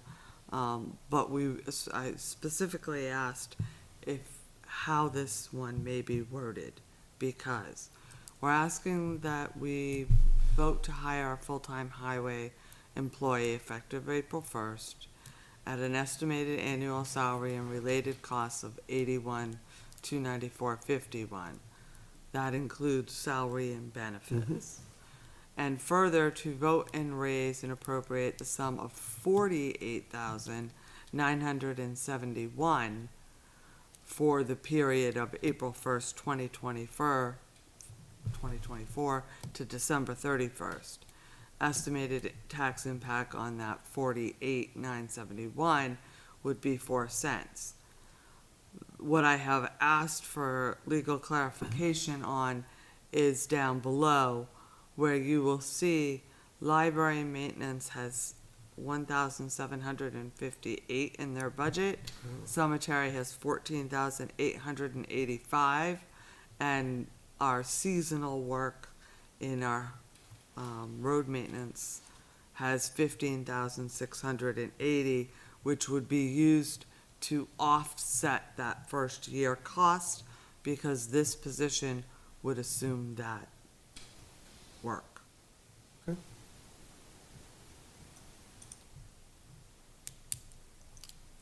So, highway, library, cemetery trustees, we've worked very hard. We put the cemetery contract out to bid. The bids that we received, we had some questions on. Some were considerably higher than the 14,000 that we had in the budget, so that would have related in a budget increase. Highway went out there and did some actual work, and we believe that if we hire an additional employee, because of the seasonal nature of the work, the highway department would be able to pick up this work and perform it in-house. So the gentleman we've had doing cemeteries, he didn't submit a bid? He did. He did, okay, because he's been good. We had trouble with this before, and he's been nothing but good. And I don't know that I'm in favor of cutting him out. Probably can't discuss that on TV, Yeah, we can, it's a budgetary item. but the contract, because you had to put it out to RFP, right? We did put it out Good. to bid and the bids were received and his came in higher. I think I just need clarification. Today, how many, how many, I never, We when have I, two full-time and one part-time? We have three full-time. Three full-time and one The part-time. road agent. we have three too. full-time, one part-time. Yep. Who's doing the work? So the library, the cemetery, and the seasonal, who's doing that now? So Contracted all out. three, they're not doing it right now, right? Our town. So the seasonal, actually, there were no workers hired, this year. Because you were doing a lot of stormwater. and whatnot. Right, was part of it. The other part of it is, it's difficult to hire those people and train them, in what needs to be done. The short You'd be window. much better off to have someone that is trained year to year to year to do that work. The library and the cemetery, had the same person. So if I look at 2024, the wages are what they are at the top, right? Mhm. And you're deducting the other costs, because they'll fold in, so you come up to 48,971, right? Right, So 2025, the wages go up, pretty significant, right? So- Because of the time, right? right, because you don't have, you wouldn't have that 1758, 14,000 and 15,000 in the budget. The full budget, the full 110 would go into highway. So, all right, then the 32,000 for health? wages, Is that really what it is? 30 That's estimating worst case family $32,000 for one employee? for a family. For a family. If the person happened to have family. Yeah. Obviously, that Ooh. could come down if he I thought that we had a group only plan. chose single coverage, Do. he or she. All right, so that's an ouch. All right, Yeah, I nine, don't know that ten. I support this. So now there's also a thought too. That's a lot of money. I mean, I pay IT managers that money. I'm no. not saying, I'm just saying, That's total a compensation. medical That's doctor total gets 115. compensation. You've gotta look at just the wage. I Oh, mean, that's total, they don't That's get total that. comp. Because if you ever looked at your total comp in the Yeah, I real get it. world, it's huge. Yeah. There's also the thought too, that working with the rec, that over time, the guy that maintains the land now would be willing to give up some of that exterior work that he does wanna do. And, that could actually, you know, if the new worker has the time, that might be able to roll into Yes. the offset it. So it's It's it's the health increasingly that, the highway doesn't have the time to assist, rec in the way that it would like to. Too, yeah. And to have another hand. And this is a little higher of a position than, say, our two workers currently, because this position would be able to have some unsupervised. Also helps from a plowing standpoint, and then getting another subcontractor. Yes. It this still would goes be a back, CD. whenever I see these, I still go back that we need a Department of Public Works. And if you could get solid waste working with highway, you could more than triple your workforce, because I know there's a lot of people with solid waste that would like more hours. And together, could we cover the public work needs of the town better? Yeah, I don't know. I don't like it. I don't like the way it's funded, or at least the partial funding. And I do like the work that's been done at the cemeteries. I'm on the board of trustees for Pinecrest, and I know the guy that we've had's been outstanding, and there could be a lot of complaints if somebody new comes in and doesn't do as good of a job. And I'm not saying that Kevin wouldn't be on somebody to do it right, but I don't. So if like you this take thing. out those three funding sources, do you feel that highway needs another employee? I wouldn't argue that they need another employee, yeah. So you just don't like the 14,000, well, call it $16,000 that's I would coming out? remove those three items and just go with the regular. I'd say remove the first two, not the seasonal, because seasonal, they're not hiring, it comes out of the budget, because we used to get a summer hire every year, right? So that's kind of already in the highway. As But long the as, other two are outsourced at this time. as long as we're not asked for another seasonal one. Yeah, I mean, Yeah, that That would, line item, did that line item for Then seasonal then employees? leave seasonal get in there zero? and take the other two out. And I like the guy So, that does the Kevin, cemeteries. Yes, the road agent did say that that seasonal, item could go to zero if we had a fourth. The only other thing that I would say is that, you know, both the library and the cemetery trustees were included in these decisions, so, you know, I'd want it very clear to them, because they were in favor of highway taking over the work. Do they work overtime now? Highway? A lot? There is some overtime that they've had if there's, you know, for instance, when the culvert went down here, and they needed to be out monitoring that project. We tried not to, as much as possible, but things do come up that. Have they been screaming for another person all along? Because I haven't heard it. Oh, I have they've not- been I asking have for not heard personnel it. for years, yeah, and we with can't. 3 people, you need someone, like, say you're working on the road, you need somebody working, and then somebody watching traffic, or if you have to run and get something, or if someone's on vacation, it's, yeah, they should have. at Well, having the minimum 4. third full-timer, that was the pitch that was made, was that you got somebody in a piece of equipment, somebody watching them, and somebody helping the guy in the piece of equipment, so. Yeah. What the fourth guy will do, I don't know, but On the work. Kevin's a good, You'll Kevin's a keep good busy, judge yeah. of his people, but, yeah, I would take these items out, and as far as the cemetery, maybe the trustees have said they're in favor of it, but I know we just had a meeting of Pinecrest within the last 2 months, and it was never mentioned. So if it's, maybe it's just, one person that's saying they're in favor of it, but I don't remember ever having the discussion regarding Pinecrest Cemetery. So again, I'm not in favor of it for that. I mean, we need a highway guy, I wouldn't argue that, but I would leave the cemetery out, I would leave if the library, it's the same guy doing the library, I haven't heard Vicky say she's unhappy. So I would leave them out.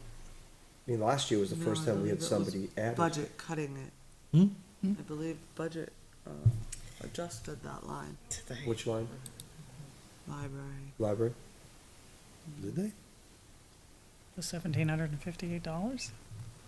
I don't remember that. Or was he focusing on 2%? Is that what he was saying? Everybody's gonna, Yeah, when they went down. Well, yeah, but I don't know that was the line that they were talking about. Let me go through my notes. Let's see one of these.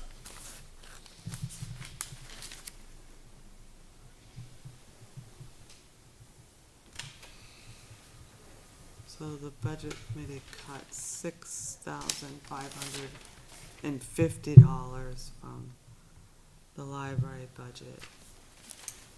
Did they attach a line to it, or just the general fund? I don't remember there being a line attached to that.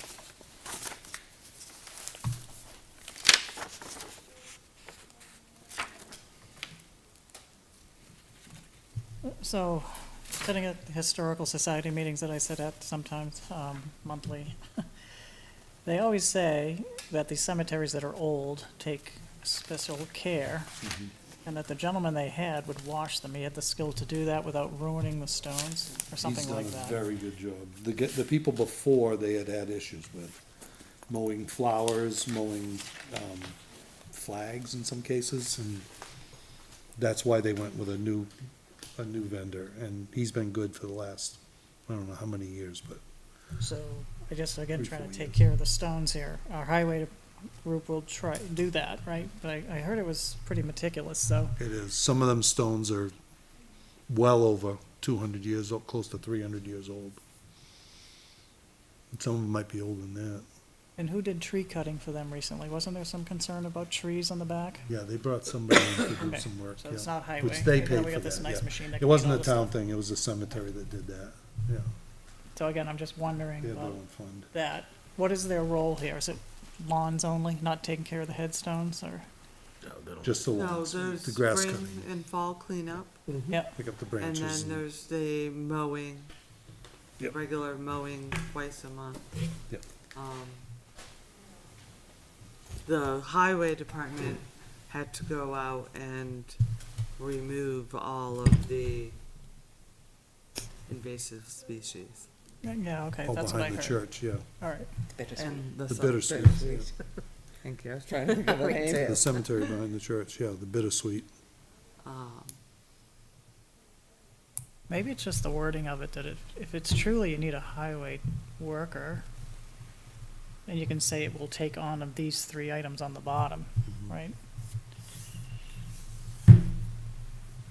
Seems like you're using a highway worker to do the maintenance, right? The ground maintenance. And I don't know if people equate that with highway. I don't. In my mind, they might do that, but in my mind, You're bringing it back in-house instead of outsourcing it. but again, it's not being It's a much sold that way. To me, I think a highway worker is something else. But this position would not just be doing that, No. because you have 40 hours. But I don't A think that's week. clear, is what I'm saying. If you say it's gonna roll up these 3 items plus do whatever the normal highway description is, they would see that as a savings, I would believe. And that was the goal, was that we were trying to add another highway worker while at the same time providing savings to the residents. And so the library maintenance, the cemetery, and the seasonal, those are all summer. So you'd have other people, another person to assist with the other winter items. and- So you're taking it out of their budget and you're gonna put it on a different budget, the highway department. It's gonna be absorbed by the highway department. That's what you're doing.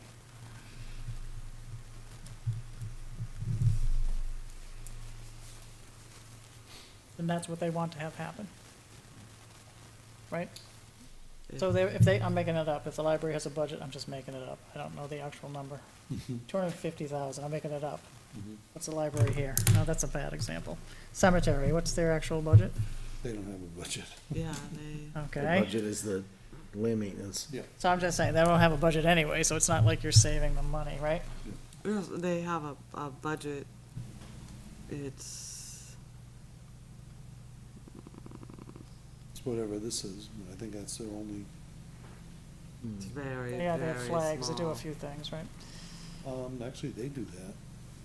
I don't think that comes out of the town. So 4195 is the library budget, is the cemetery budget, excuse me. The entire 2024 is 15,457. The cemetery is 15,000 something, and there's, 15,457. so most of this, so they won't get 15,000 next year, right? They will not, right?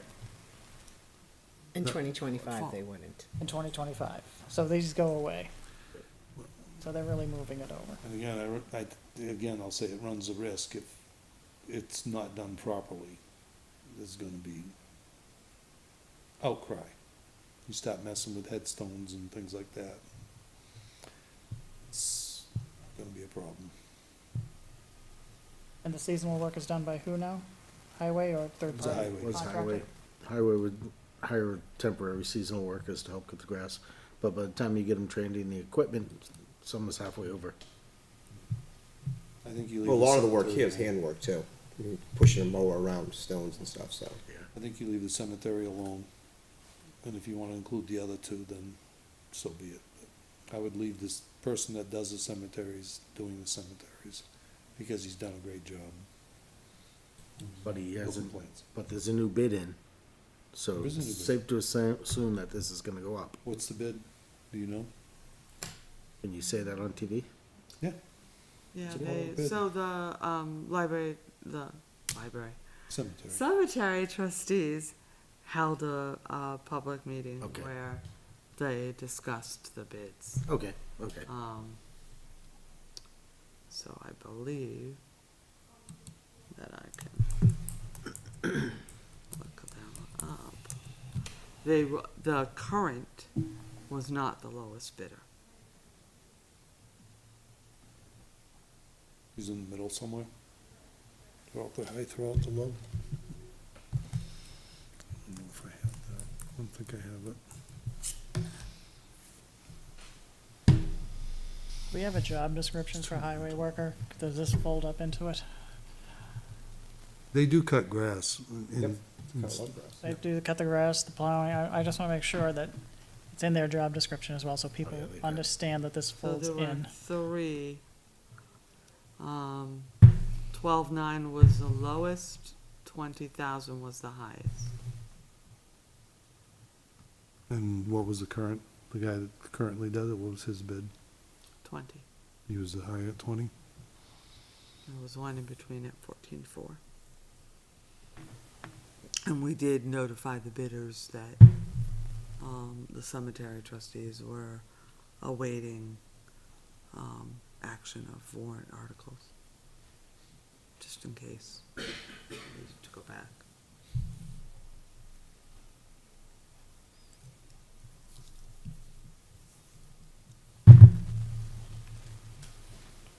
Anybody want to make a motion?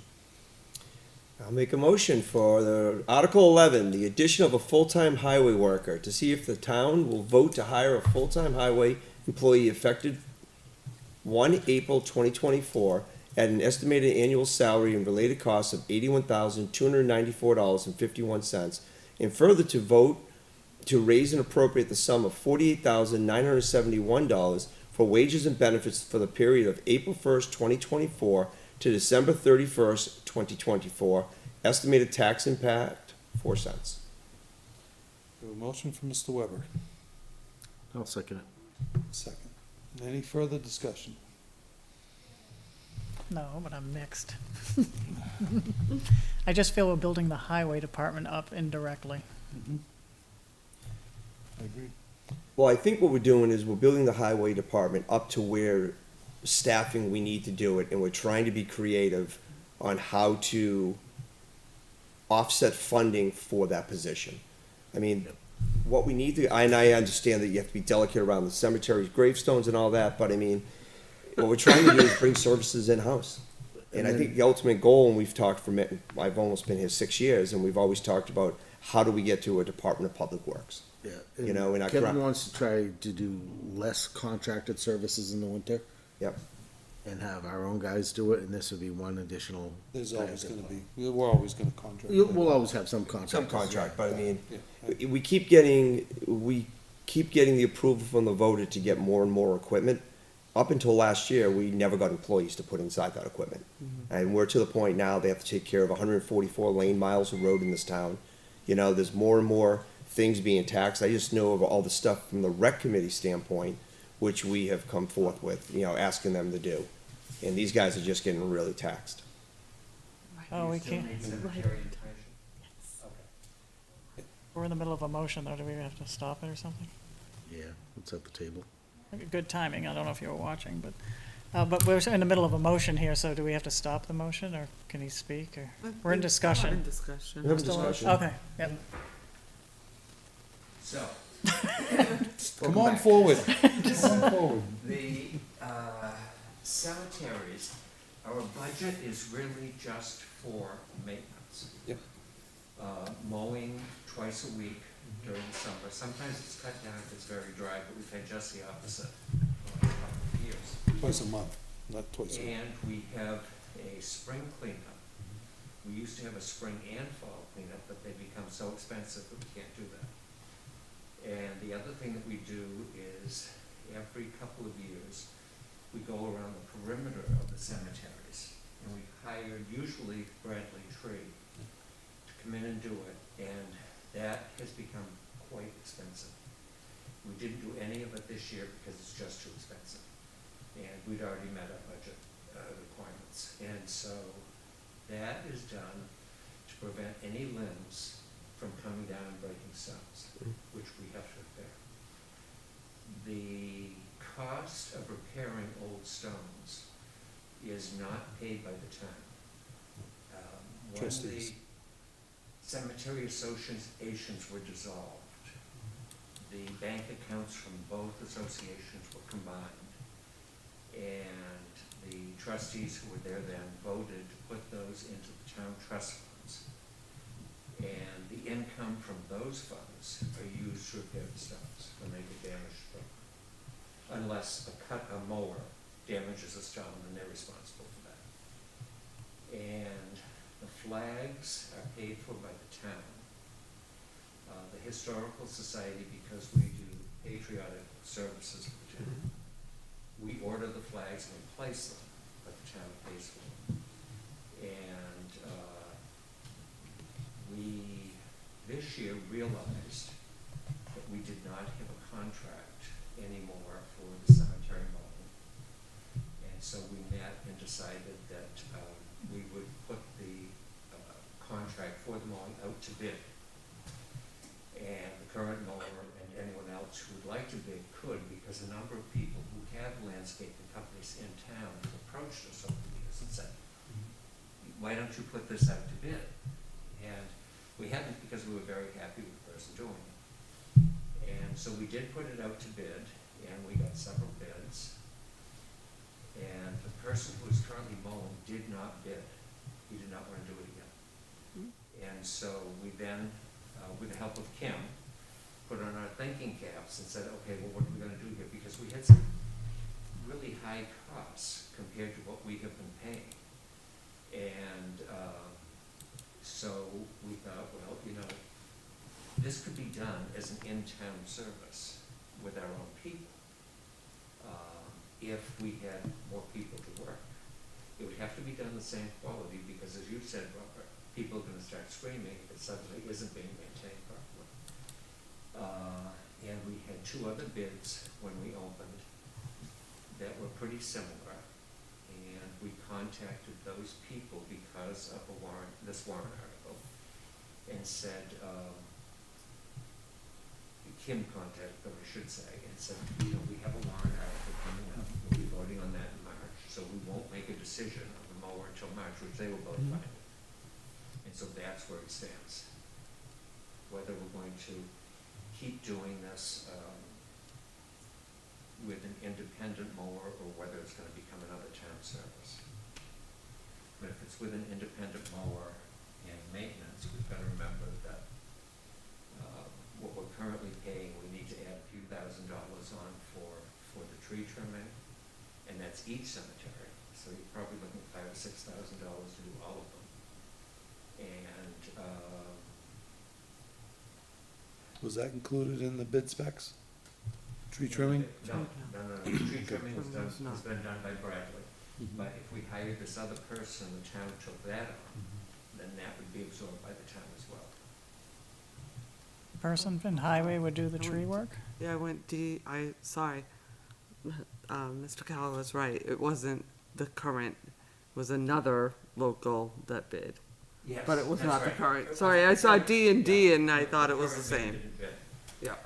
So And the- the tree trimming, well, So the town Dalmatian came didn't bid. down, Kevin Brown came down and helped us out behind the church because Bittersweet had completely encased several stones.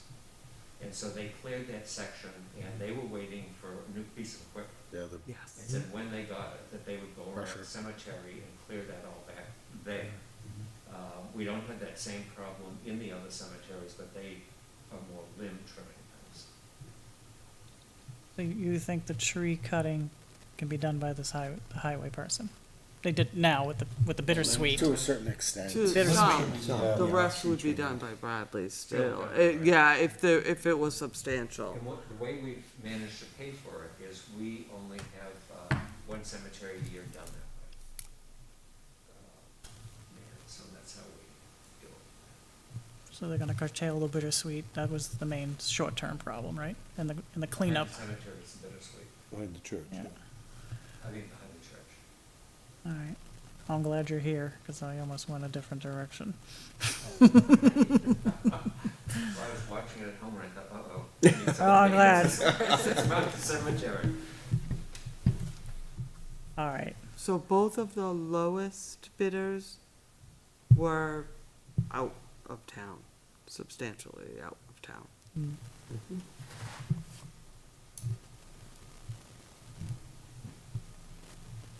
Good thing he showed up, huh?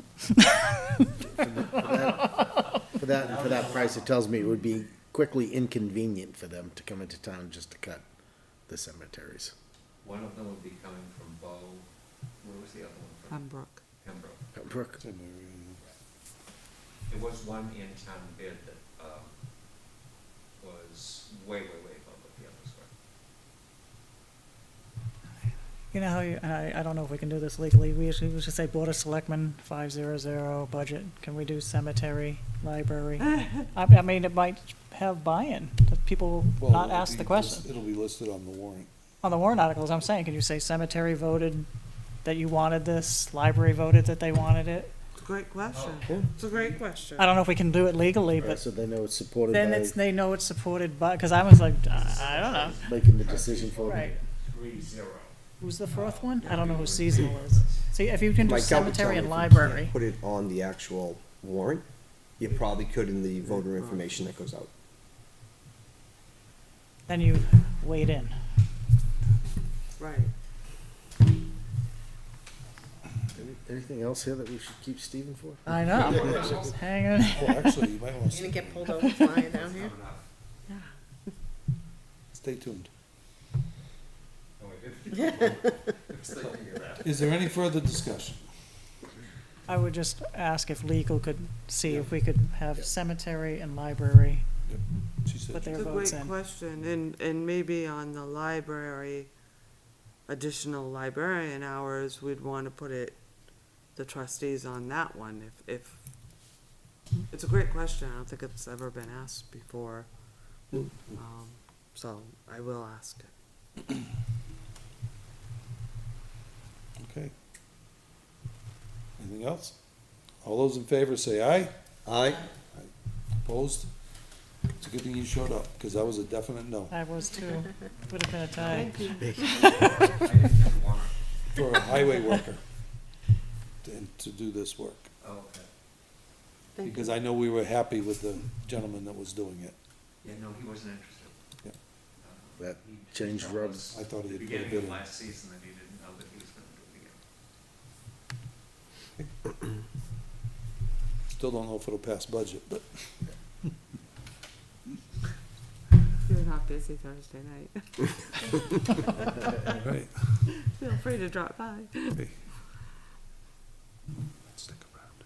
Article 12, Ms. Klein. Alright, so I want to explain, this because there was quite, a bit of going back and forth on this. So, as I believe, the board and budget, asked, Mr. Perry. Mr. Perry, when he was here, to look into establishing an expendable trust fund to even out the costs of elections for year to year. You know, this year you happen to have 3?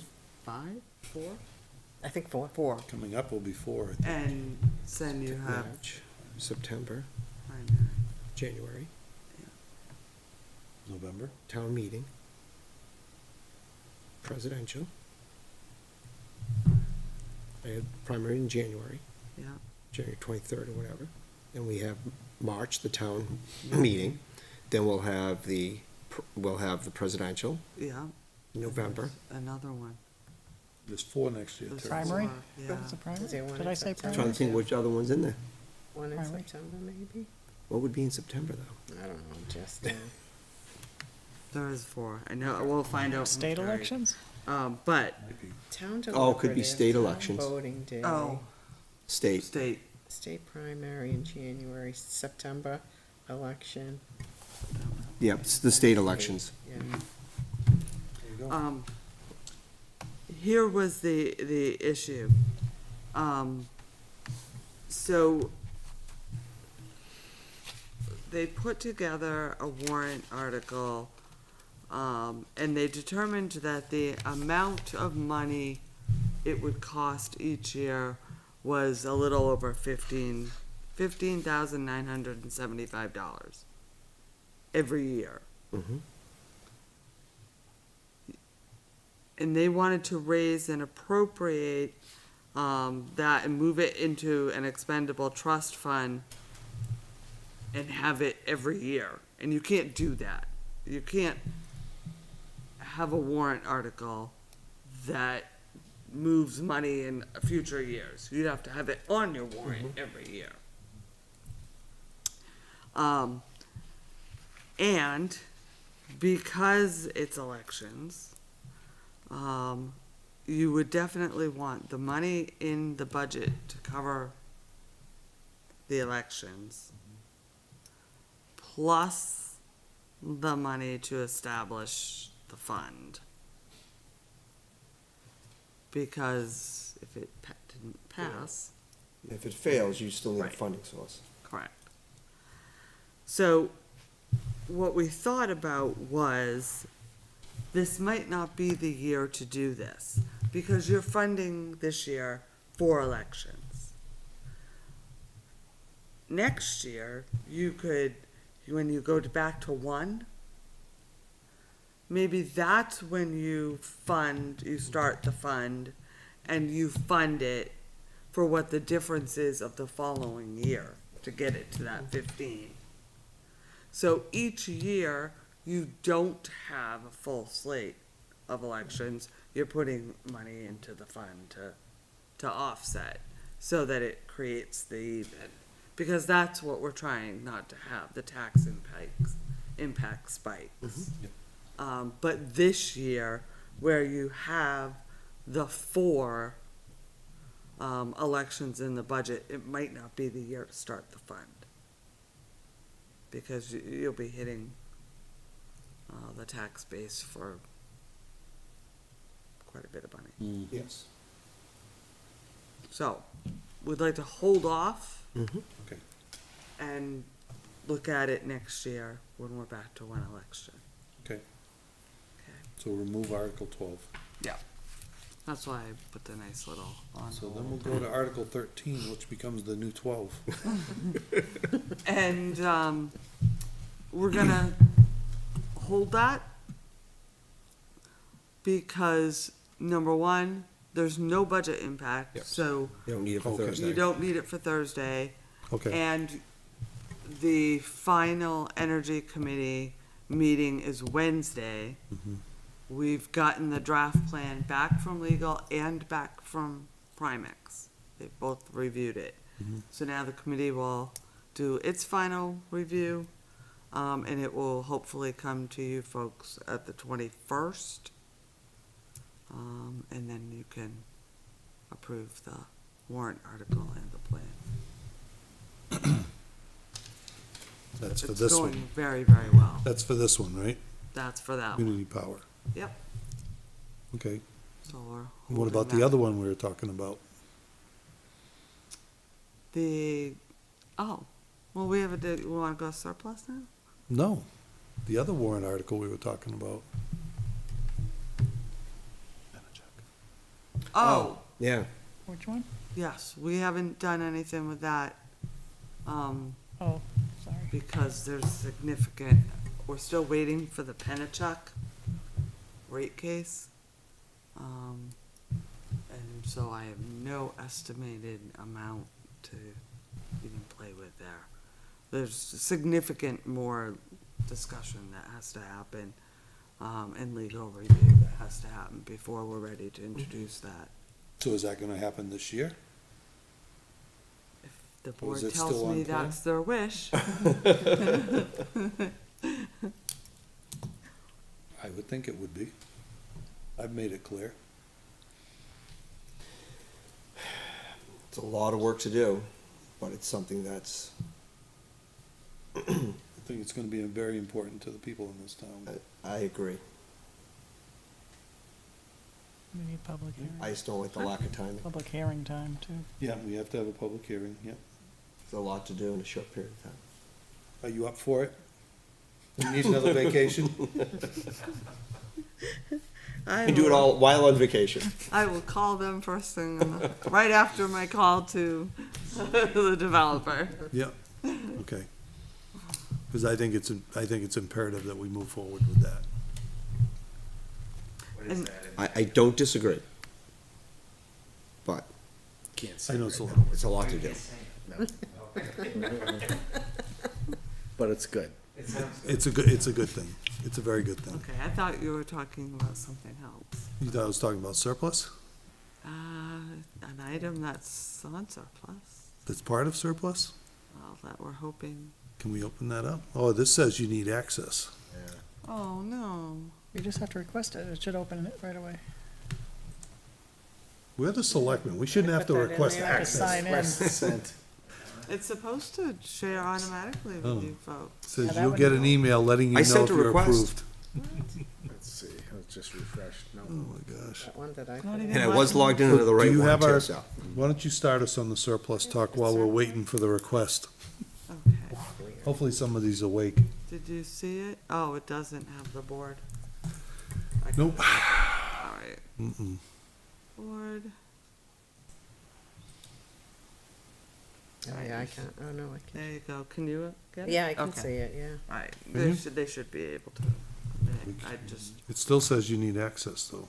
Nope, I got it. Just refresh. yeah, hit refresh. Okay. Where's refresh? F5. Little circle up at the top. The little circle? You see it like this little, like right here. You see the arrow back key? Hold on. Just go to your browser and hit enter again. The one next to it on the right. I found it. Okay. So, All right, let's turn this up. Okay. Oh, it finally came up. I clicked on it. It says you need access. I'd take another second. I hit refresh. Here, you wanna use this? We can share this. Computers are the worst things ever invented. You logged in as the wrong person. What the Christ is that? You gotta log in It's under my your other. town computer. How can I be the wrong person? I, See, it comes So- here. See that? Did you see it? Watch this. well, normally we can. But no, it's because you logged in under this one. But watch. See that right there? Yeah. Hit that. I just did anyone Yeah. with the link. Son of a. There you go. Did you get it? Okay. Fifth time's a charm. This is why I don't like computers. Now you know it. Okay. You always So, have phone a friend.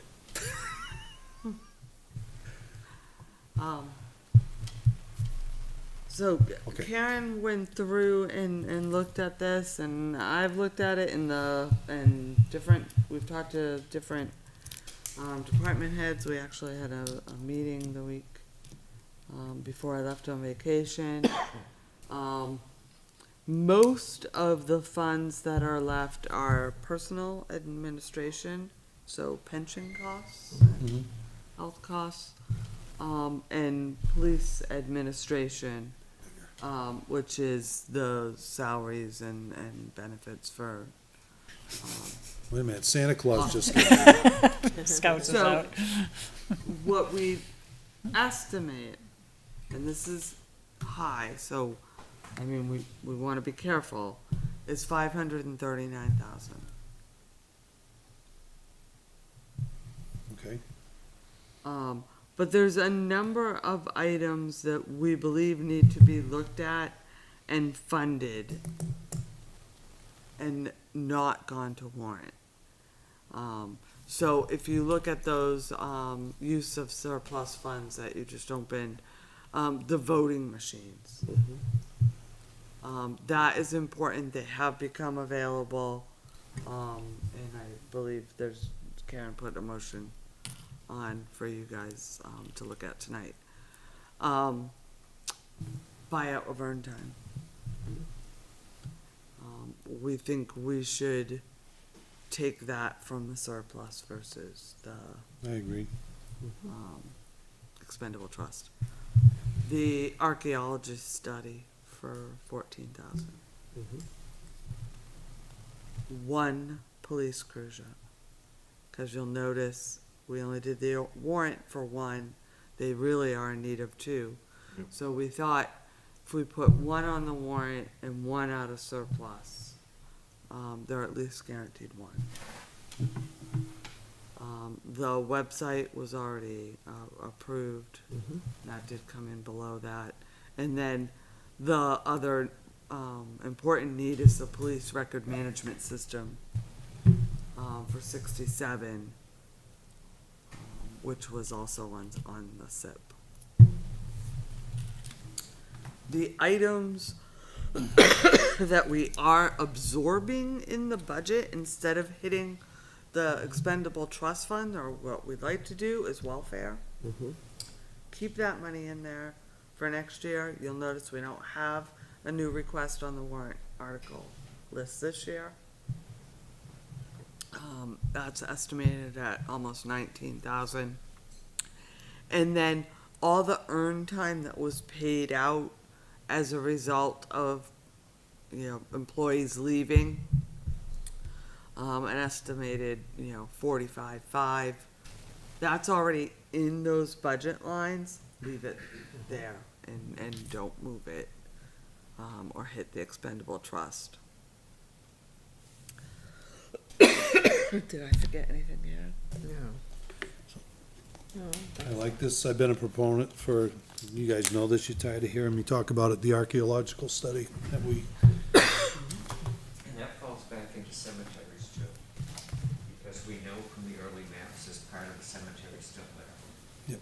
What we don't know is if there are any bodies still there, because about the time of the Civil War, the selectmen started conscripting young men in town during the summer to go there to the old graveyard and excavate the bodies and remove the tombstones, and they moved them to the 3 different cemeteries, and that's when those came into being. And so we don't have any, we know that part of the cemetery is still there, what we don't know is whether there are any bodies there. Yep. It's quite possible there are. and he had found some other things when he was there the last time. Yes. He Oh, found a yeah. lot of things that were there. But people that don't know, watching at home, that was the old town center, Right. where all the shops were and there was buildings and, And they discovered 2 more foundations that we weren't aware of, and they think that there may be even 3 Mhm. that are on the site that the first study did not allow for Yep. excavation of. very good. I knew you'd be pleased with this. Hopefully that's gonna become an important little historic designation Yep. of the town, Mhm. so that people can go down and walk around in the kiosk, labeled, and have Mhm. photos of what's where and so forth. Yep. A nice spot, picnic spot. So I think it's important too, because there's people in the town, well, there's actually people sitting on the budget committee that aren't that in tuned with the historical nature of this town and what the meaning of it is. And remember, part of this property is the old mustard yard. Yep. That is still intact for the most Yep. part. Yep. It had been used until probably 30 years ago as a cornfield. And then it was stopped being planted, so it's grown in with all these scrubby trees and so forth, a lot of which have been cleared. There's more to clear to put it back into field status. But it is the only undeveloped mustard ground in the state of New Hampshire. Yep.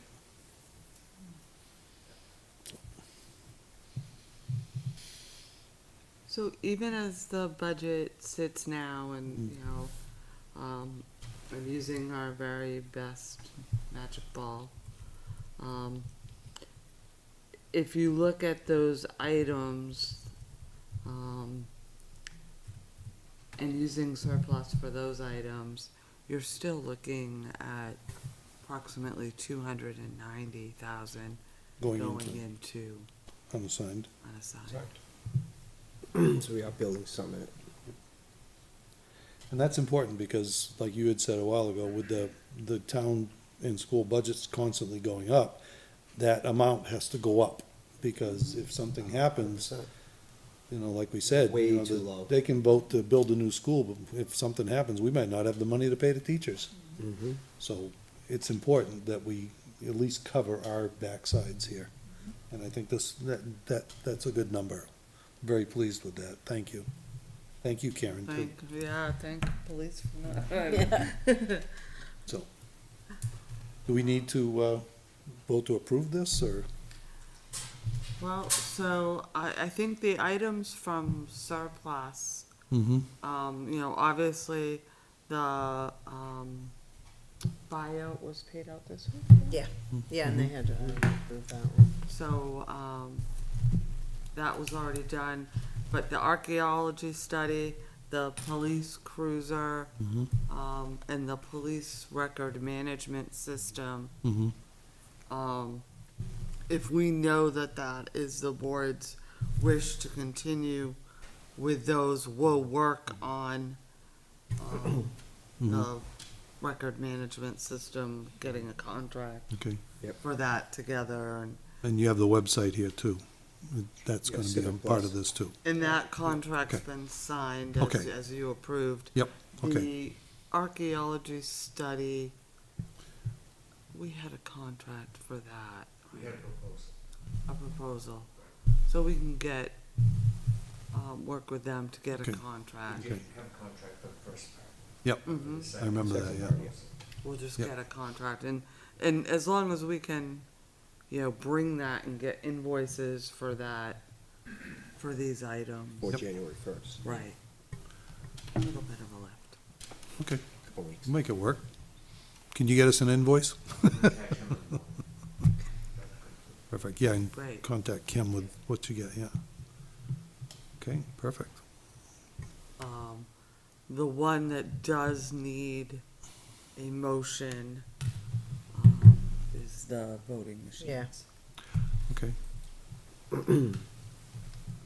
Karen put a nice detailed little, Do it now? yeah, I saw little that, I motion saw out there. that somewhere. it has Where did I to, see in order for the state, these motions Okay. need to be exact.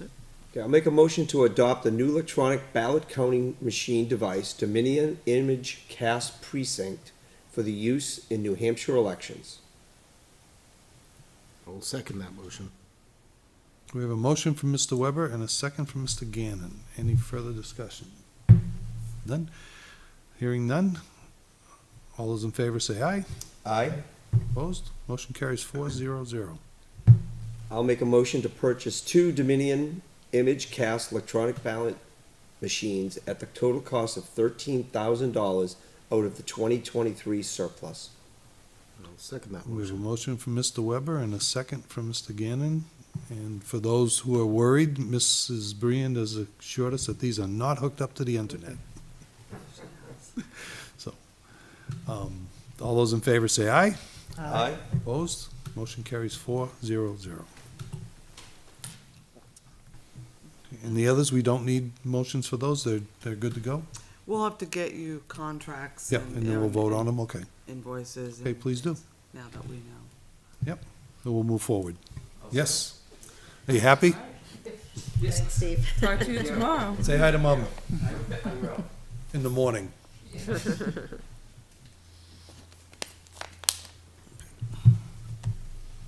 That's good. That's good. We've done our part, preserving Litchfield history. Okay, what's next? Never filed. Hold on. Here we go. NHMA Legal Services? Authorized Yes. list. So every year, the New Hampshire Municipal Association asks us to update this list. So all of the, department heads and the, budget and, commission chairs have been updated. The only one that has been left blank is the police chief, and we'll update them at the first of the year as to who that is. The majority of them that needed updated was, you know, the fire chief hadn't been updated. Yep. Because this is done every fall. Yep. So, Is it possible that we start doing this like after the boards re-elect their positions? Like, which is what, April? End of March is maybe. election, so Yeah. yeah, yeah, It's usually maybe next first of time April, through, yeah. yeah. Because this is assuming like Jay's gonna stay as the chair, Peter Ames Yep. is gonna stay the chair, but it may actually change.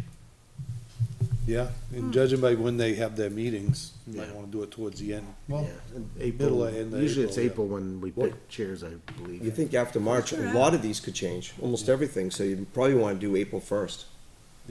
I'll ask them what, If everyone has a chance. I don't to think read. they, what designates their process. I mean, they contact us every year.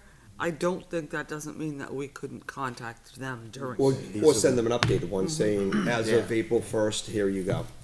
These are the latest and greatest. Okay. And this is what, for people to be able to contact NHMA, correct? Correct. So, They you go- can contact them and ask them for legal Mm-hmm. advice. And that They goes through you, will- right? This is free. This is part of your membership cost. Yeah, but I mean, doesn't all requests have to go through? Yep. No, Look, you can pick up the phone and call them. Just tell them who you I'll are. call you. They will not answer you unless you are on this. Unless you're on the list, okay.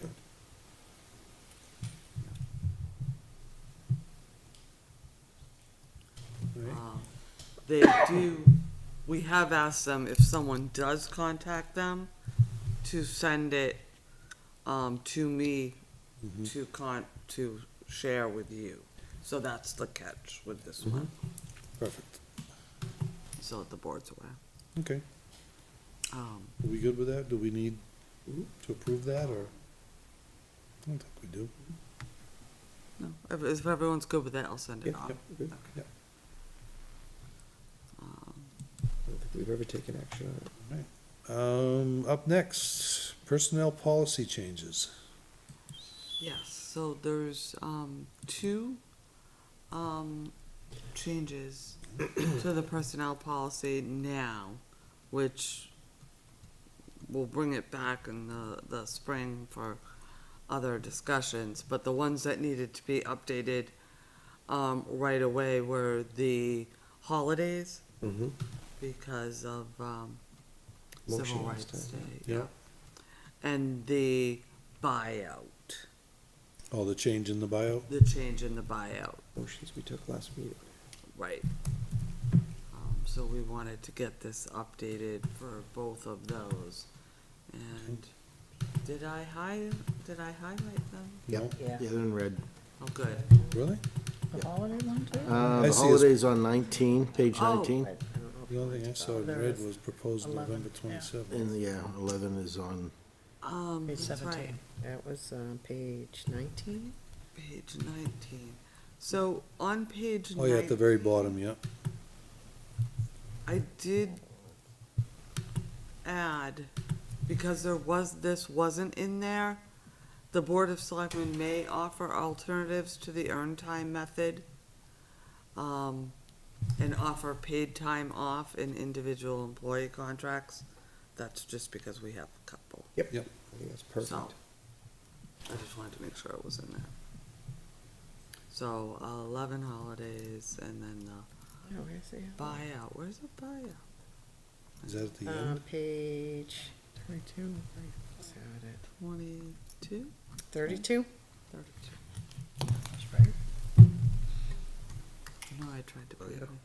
There's no highlight there, though. Oh, wait a minute, the fall, okay, you have some scratched out. Yeah, it just says the following. Okay, That was it, right? okay.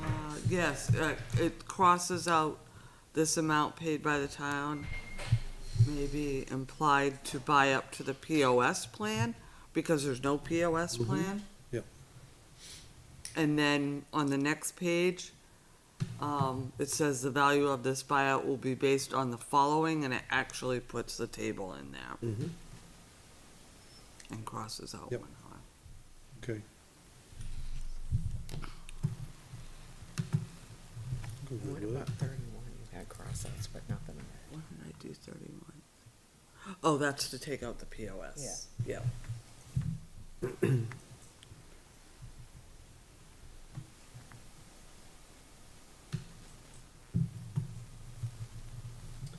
All right, I'll make a motion that we approve the updated personnel policies as we just discussed. Holidays, Yep. earned time buyout, Yep. and PTO. PTO. I think that's all of them, right? No, second. We have a motion from Mr. Weber and a second from Ms. Queenan. Oh, health And insurance. health buy. insurance buyout, well, yeah. Yes. Further discussion? Oh, thank you. Hearing none, all those in favor say aye. Aye. Opposed? Motion carries 4-0-0. Up next, town administrator and selectmen reports. So, I already mentioned the draft community power plan on Wednesday. Last week, the town received an order of compliance from the EPA. That's good. Not necessarily. It is down below if you want to read it. Luckily, this is an item that we were aware of. So in 2017, there was an update to the stormwater requirements.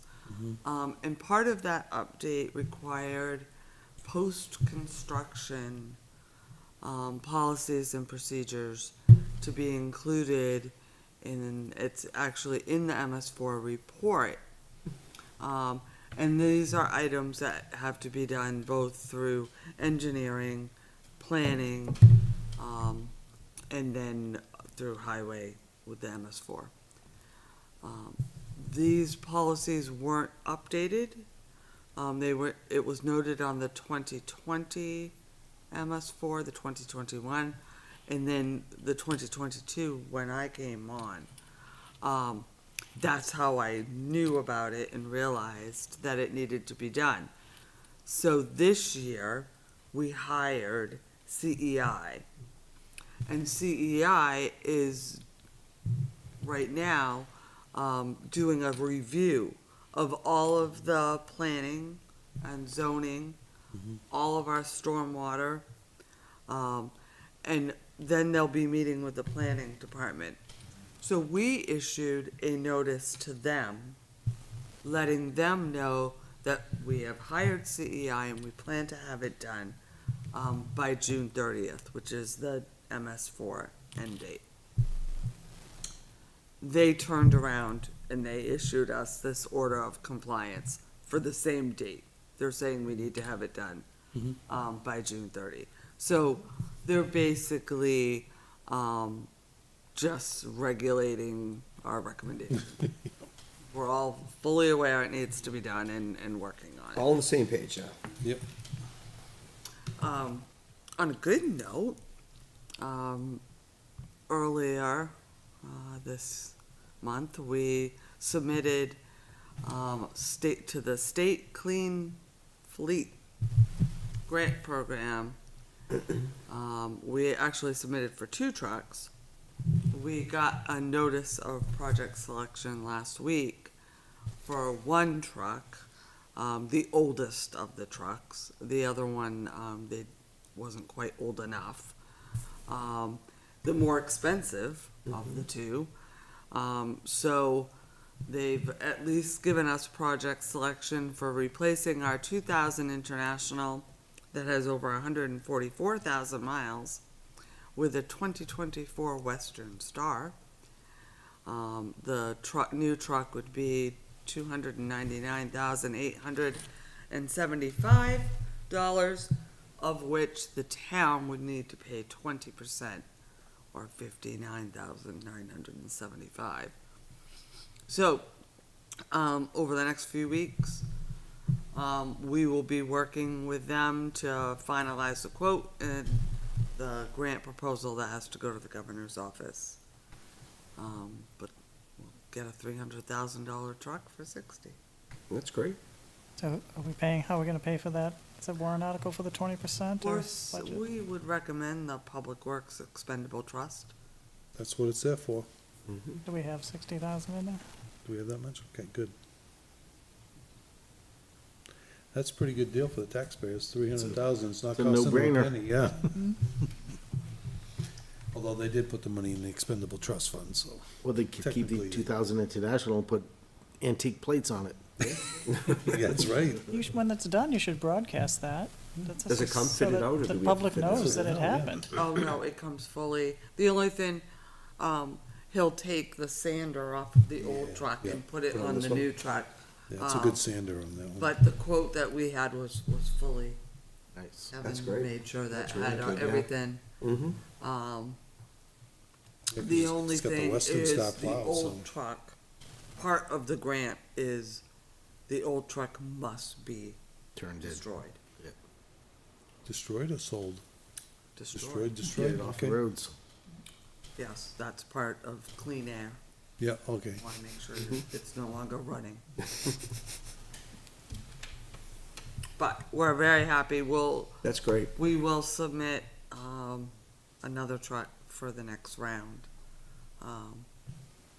Cool. Next year. So, Very good. I liked it. yeah, What else you that's got? all I have. That's all you got? It's quick and easy. All right, up next, Selectmen reports. Whereas Mr. Lynch isn't here tonight, we will not get school facilities or conservation. So we will start with Mr. Weber and Rec. Nothing to report. Next meeting's tomorrow night. We did have the Spirit of Litchfield Christmas at Dara on Saturday evening. That was great, by the way. Greatly attended, and the fireworks. It was a great time. Vendor, food. I missed it. Home Alone missed it. Must have been sleeping. No, I was doing something, working on something with the buddy, and by the time I get back into town, it was too late. Yeah, it was a great event, though. It was a beautiful night for it. It was in the 40s, and it was just, Yep. as always, probably one of the best events they put on. So, thank you to all their hard work they did for it. With fireworks. The fireworks were great. Yeah. It's great that we were able to pull that off. It was a wonderful night. The holiday parade was cute too. Oh, that's right. Friday night we had that. Was the Christmas parade. It was Friday night. It's great. All right, up next, Heritage. You're eating tomorrow. We meet tomorrow, We yeah. heard. It's Learn gonna that be tonight. another long night. Sounds like you're gonna be busy. Yes. All right, up next, Miss Queenan. Hey, let's see. I'll just go down the list here. Yeah. I don't know if they're in order or not. Let's see. That's okay. Planning Board, we meet next on December 19th, next week.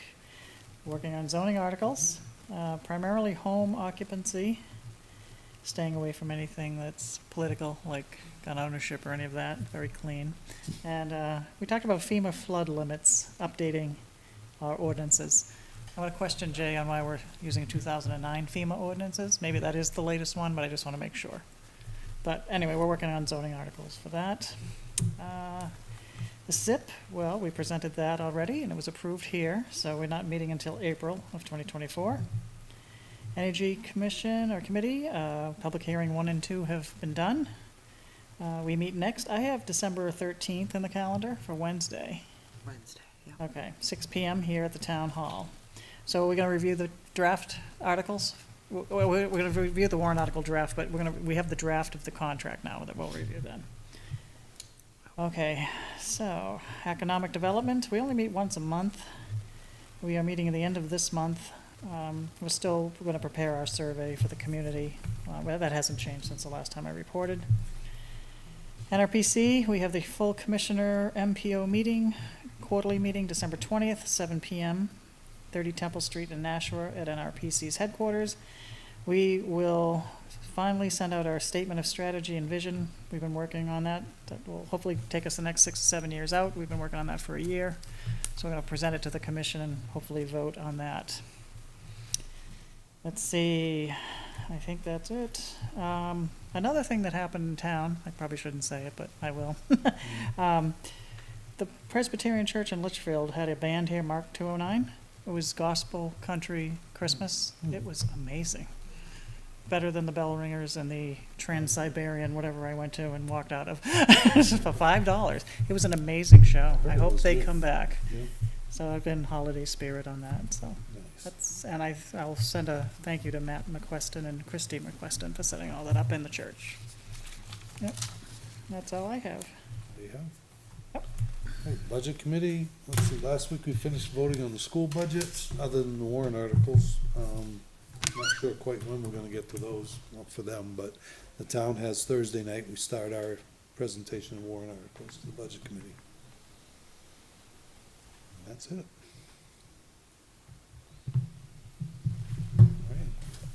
Does anybody have anything else they'd like to discuss before we go into non-public? Yes, no, yes, no? Well, that being said, we have one more item in non-public under RSA 91-A semicolon 3, comma 2, A in parentheses, dismissal, promotion, or compensation of any public employee or the disciplining of such employee or the investigation of any charges against him or her unless the employee affected, one, has a right to a meeting, and two, requests that the meeting be open, in which case the request shall be granted. And RSA 91-A semicolon 3, comma 2, B in parentheses, the hiring of a public employee. Do we have a motion to go into non-public? So moved. We have a motion from Mr. Weber, Second. second from Ms. Queenan. All those in favor say aye. Aye. Opposed? Motion carries 4-0-0. Public meeting will be closed at 9:11 and going into non-public at 9:11 PM. Everyone have a wonderful night, be safe, and we'll see you soon. Didn't want to do that. I said, my notebook, what we're talking. He's the microphone, picked it up. All right, did everybody sign? I'll pull this back with me. No, I did not. I know Steve and But I I think you did. have three.